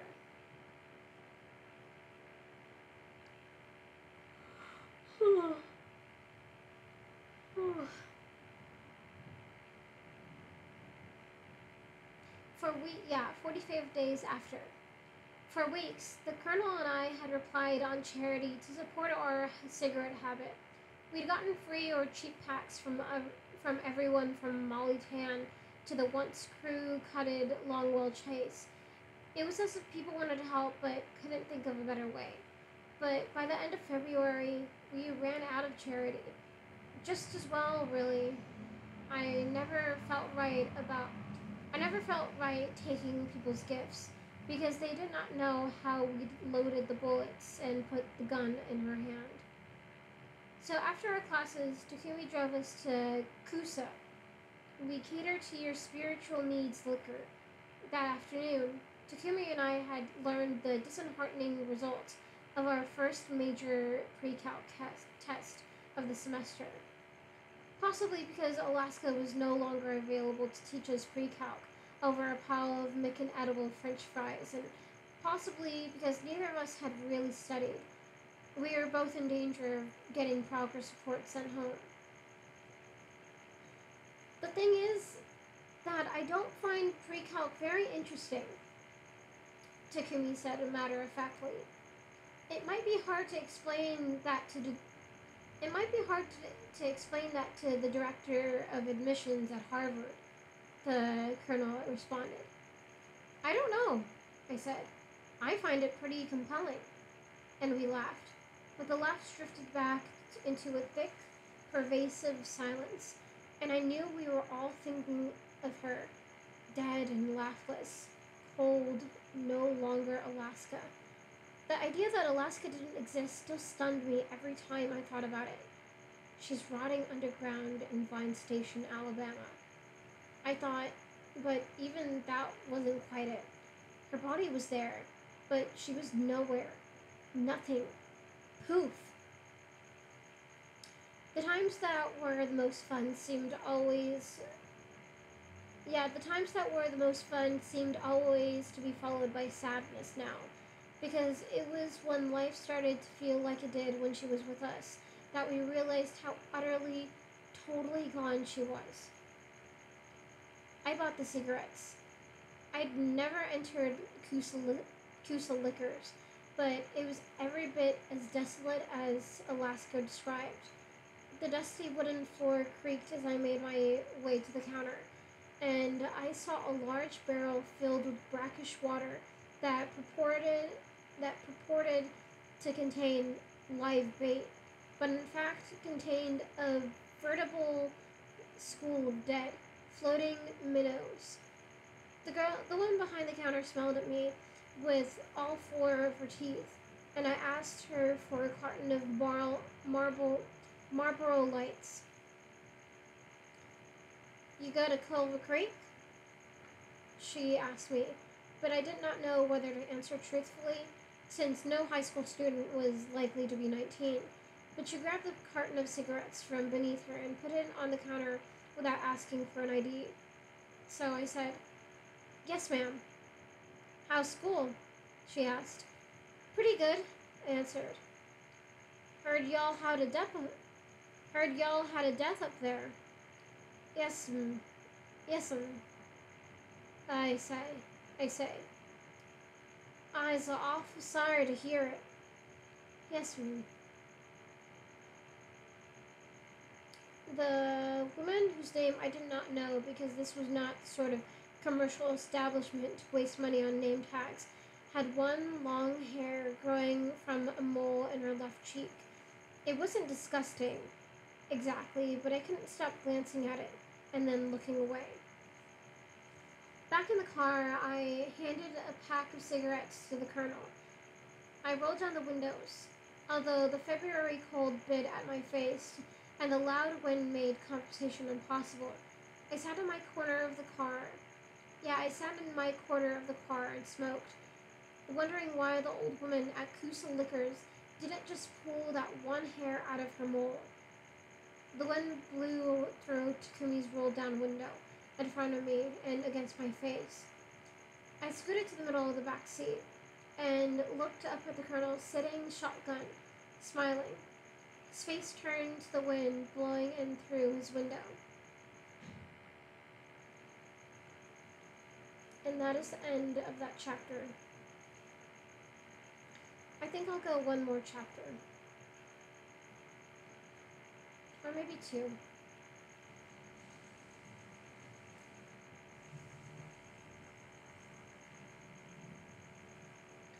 Okay. The next chapter is going to be called 46 Days After. I didn't want to talk to Laura. But the next day at lunch, Takumi pulled the ultimate guilt trip. How do you think Alaska would feel about this shit? He asked as he stared across the cafeteria at Laura. She was standing 3 tables away from us with her roommate, Katie. He was telling some story, and Laura smiled whenever Katie laughed at one of her own jokes. Laura scooped up a forkful of canned corn and held it above her plate, moving her mouth to it and bowing her head toward her lap as she took the bite from the fork. A quiet eater. She could talk to me, I told Takumi.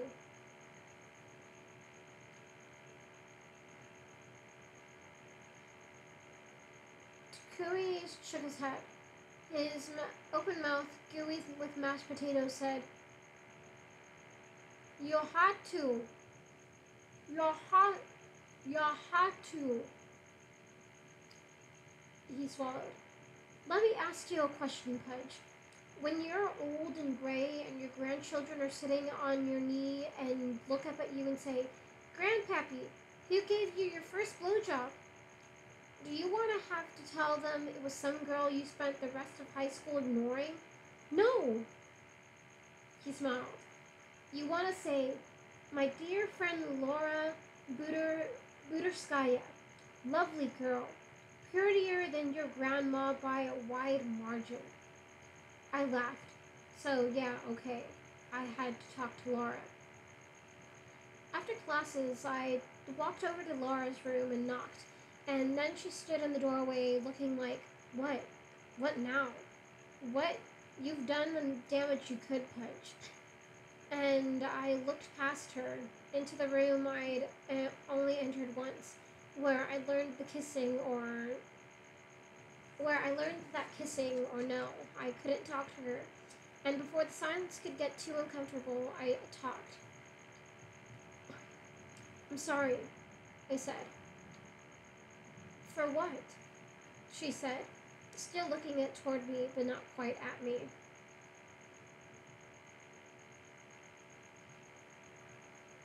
For ignoring you. For everything, I said. You didn't have to be my boyfriend. She looked so pretty, her big eyes blinking fast, her cheeks soft and round, and still the roundness could only remind me of Alaska's thin face and her high cheekbones. But I could live with it. And anyway, I had to. You could have just been my friend. Yeah, you could have just been my friend, she said. I know, I screwed up. I'm sorry. Don't forgive that asshole, Katie cried from inside the room. I forgive you. Laura smiled and hugged me, her hands tight around the small of my back. I wrapped my arms around her shoulders and smelled violets in her hair. I don't forgive you, Katie said, appearing in the doorway. And although Katie and I were not well acquainted, she felt comfortable enough to knee me in the balls. She smiled then, and as I crumpled into a bow, Katie said, Now I forgive you. Laura and I took a walk to the lake. sans Katie, and we talked about Alaska and about the past month and how she had to miss me and miss Alaska, which I had only to miss Alaska, which was true enough. I told her as much as the truth as I could, from the firecrackers to the Pelham Police Department and the white tulips. I loved her, I said, and Laura said she loved her too. And I said, I know, but that's why I loved her, and after she died, I couldn't think about anything else. It felt like dishonest, like cheating.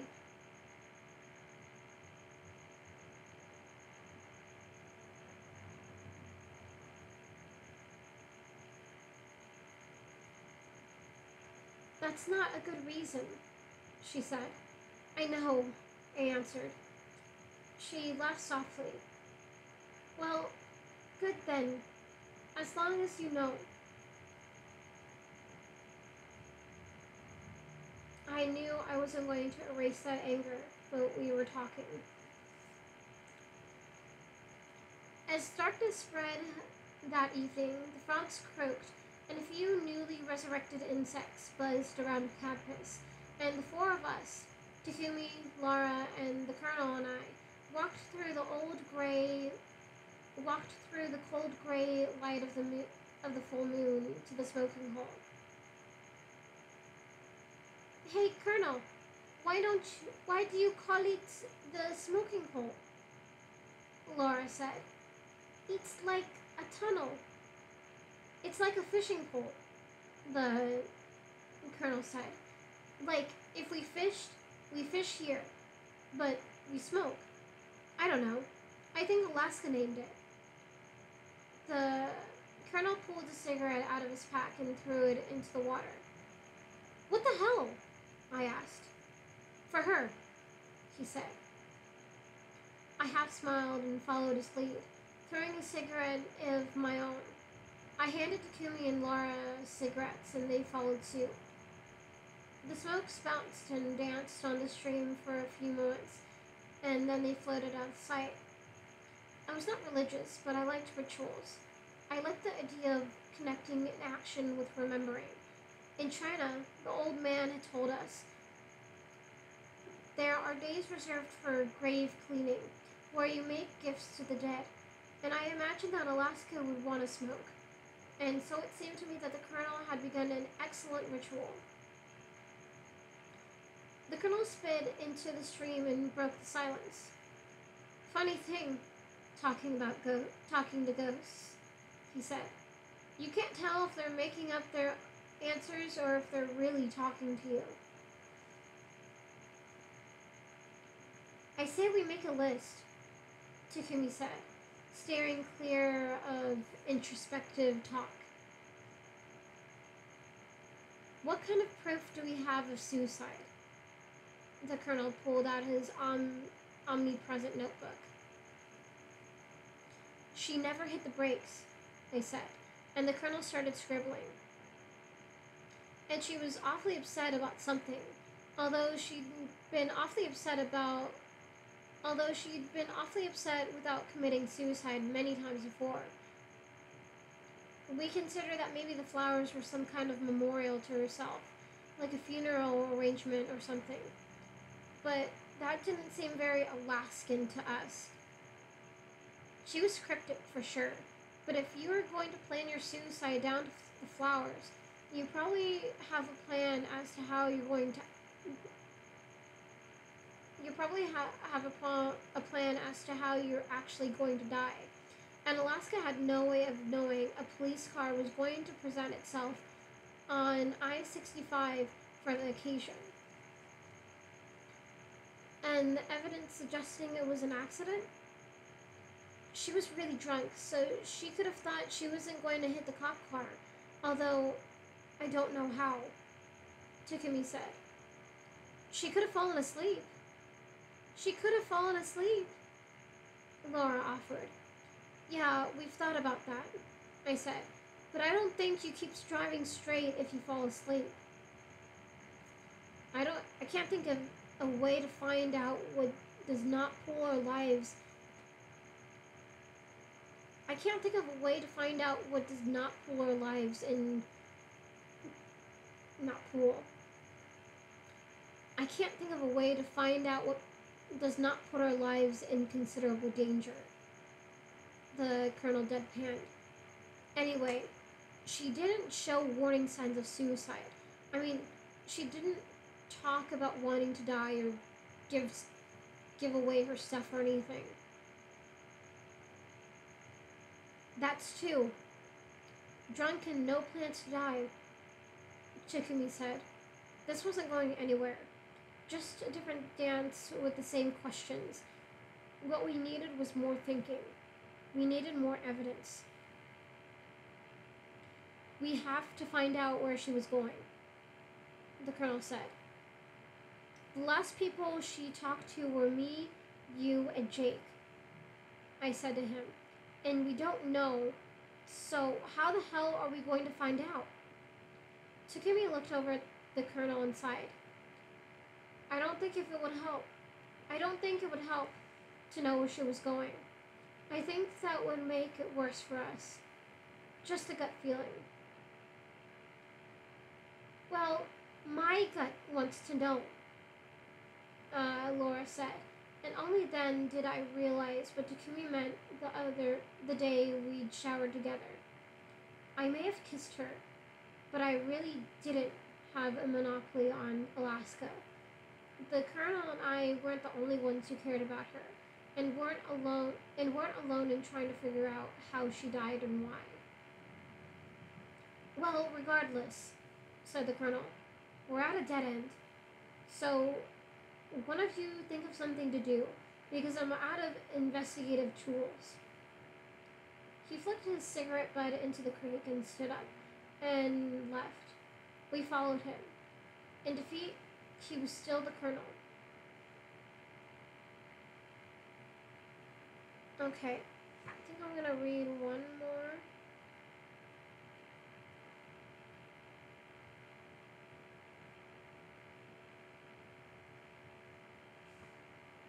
Maybe two.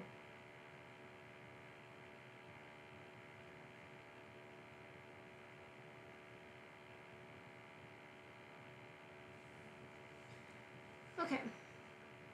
So the next chapter is called 51 Days After. The investigation stalled. I took to reading for religion class again, which seemed to please the old man, whose pop quizzes I had been failing consistently for a solid 6 weeks. We had one that Wednesday morning. Share an example of a Buddhist koan. A koan is like a riddle that's supposed to help you toward enlightenment in Zen Buddhism. For my answer, I wrote about this guy Bunzan. He was walking through the market one day when he overheard someone ask a butcher for his best piece of meat. The butcher answered, "Everything in my shop is the best. You cannot find a piece of meat that is not the best." Upon hearing this, Banzan realizes that there is no best and no worst, that those judgments have no real meaning because there is only what is, and poof, he reached enlightenment.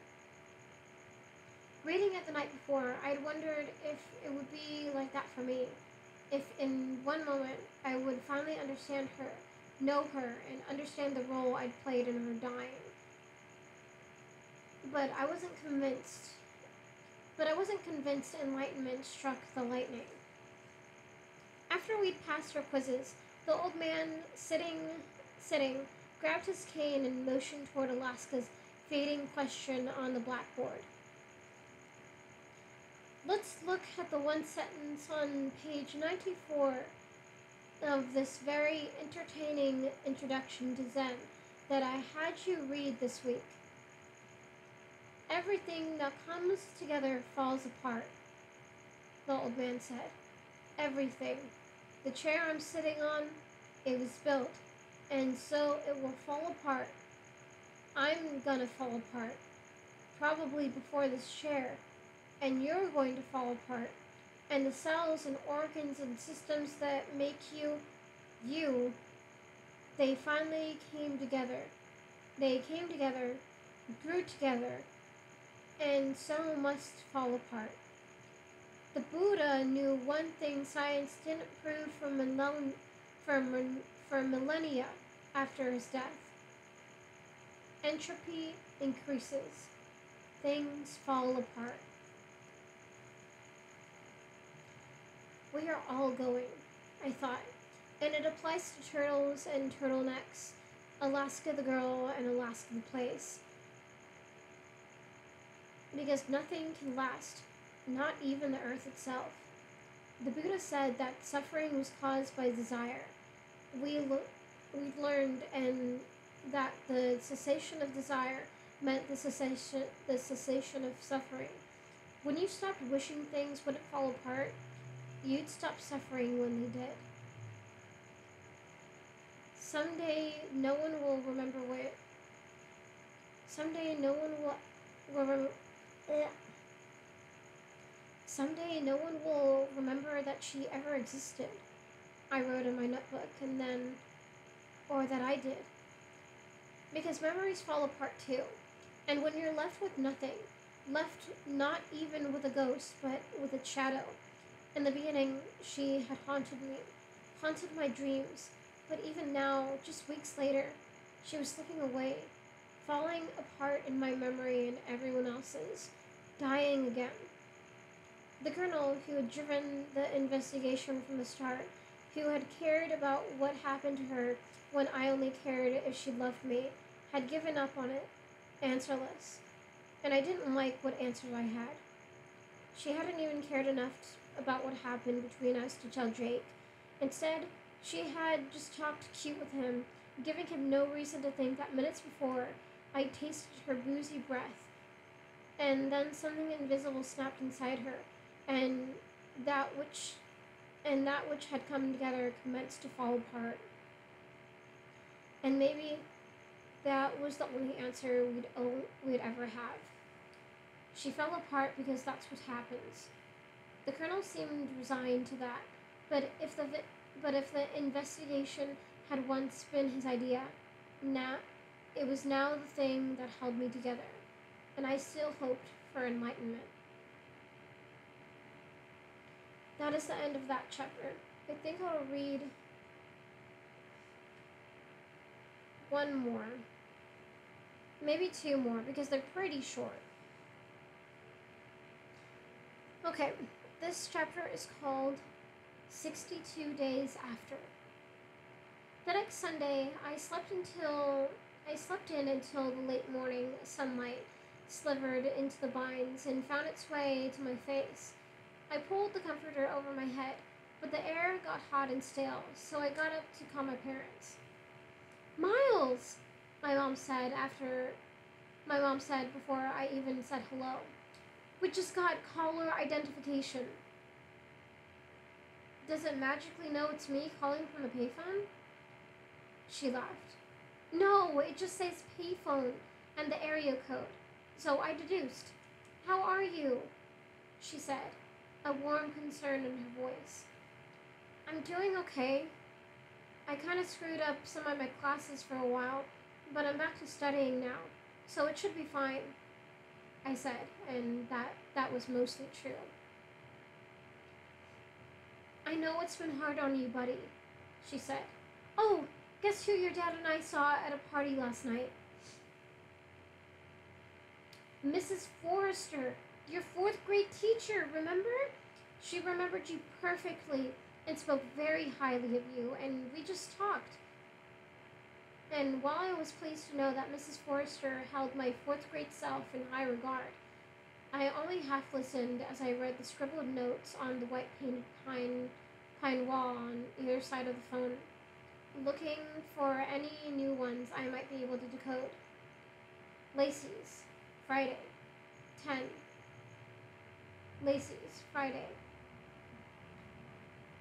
10 were the when and where of the weekday warrior party. Yeah, 10 were Yeah, 10 were the when and the where of a weekday warrior party, I figured. And we had dinner at the Johnstons last night. And I'm afraid that Dad had too much wine. We played charades and he was just awful. She laughed, and I felt so tired. But someone had dragged the bench away from the payphone. So I sat my bony butt down on the hard concrete, pulling the silver cord of the phone tight, and preparing for a serious soliloquy for my mom. And then down below, all the other notes and scribbles. I saw a drawing of a flower, 12 oblong petals, around a filled-in circle against the daisy white paint and white daisies, and I could hear her saying, "What do you see, Pudge? Look."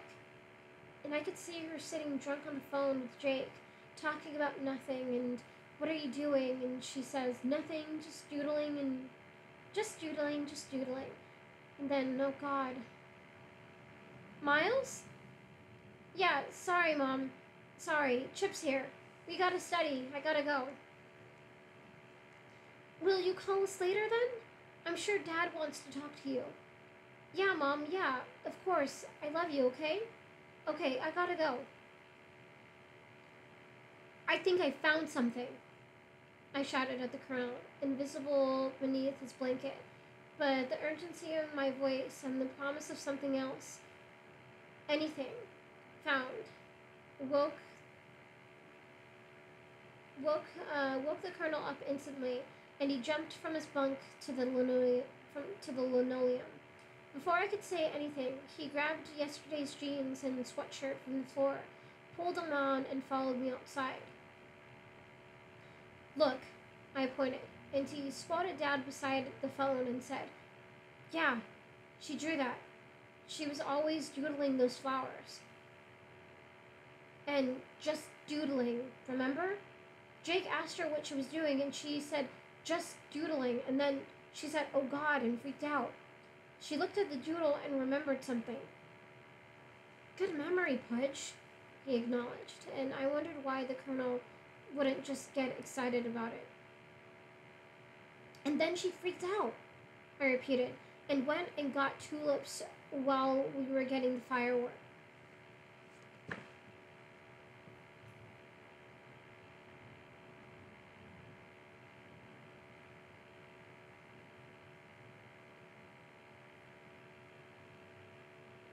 Okay.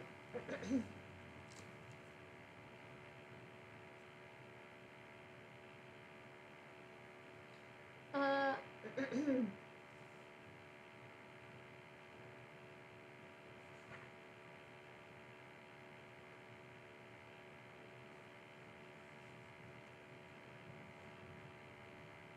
yeah, good memory, Pudge, he acknowledged, and I wondered why the colonel wouldn't just get excited about it. And then she freaked out, I repeated, and went and got the tulips while we were getting the fireworks. She saw the doodle, remembered whatever she'd forgotten, and then freaked out. Maybe, maybe, he said, still staring at the flower, trying perhaps to see it as she had. He stood up finally and said, "It's a solid theory, Pudge," and reached up and patted my shoulder, like a coach complimenting a player. But we still don't know what she forgot. And that is the end of that chapter. And I think that might be where I leave off. Yeah, most likely that's where I'm going to leave off.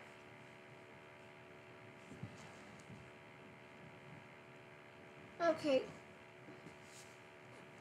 Well, I will see you. Thank you so much for listening.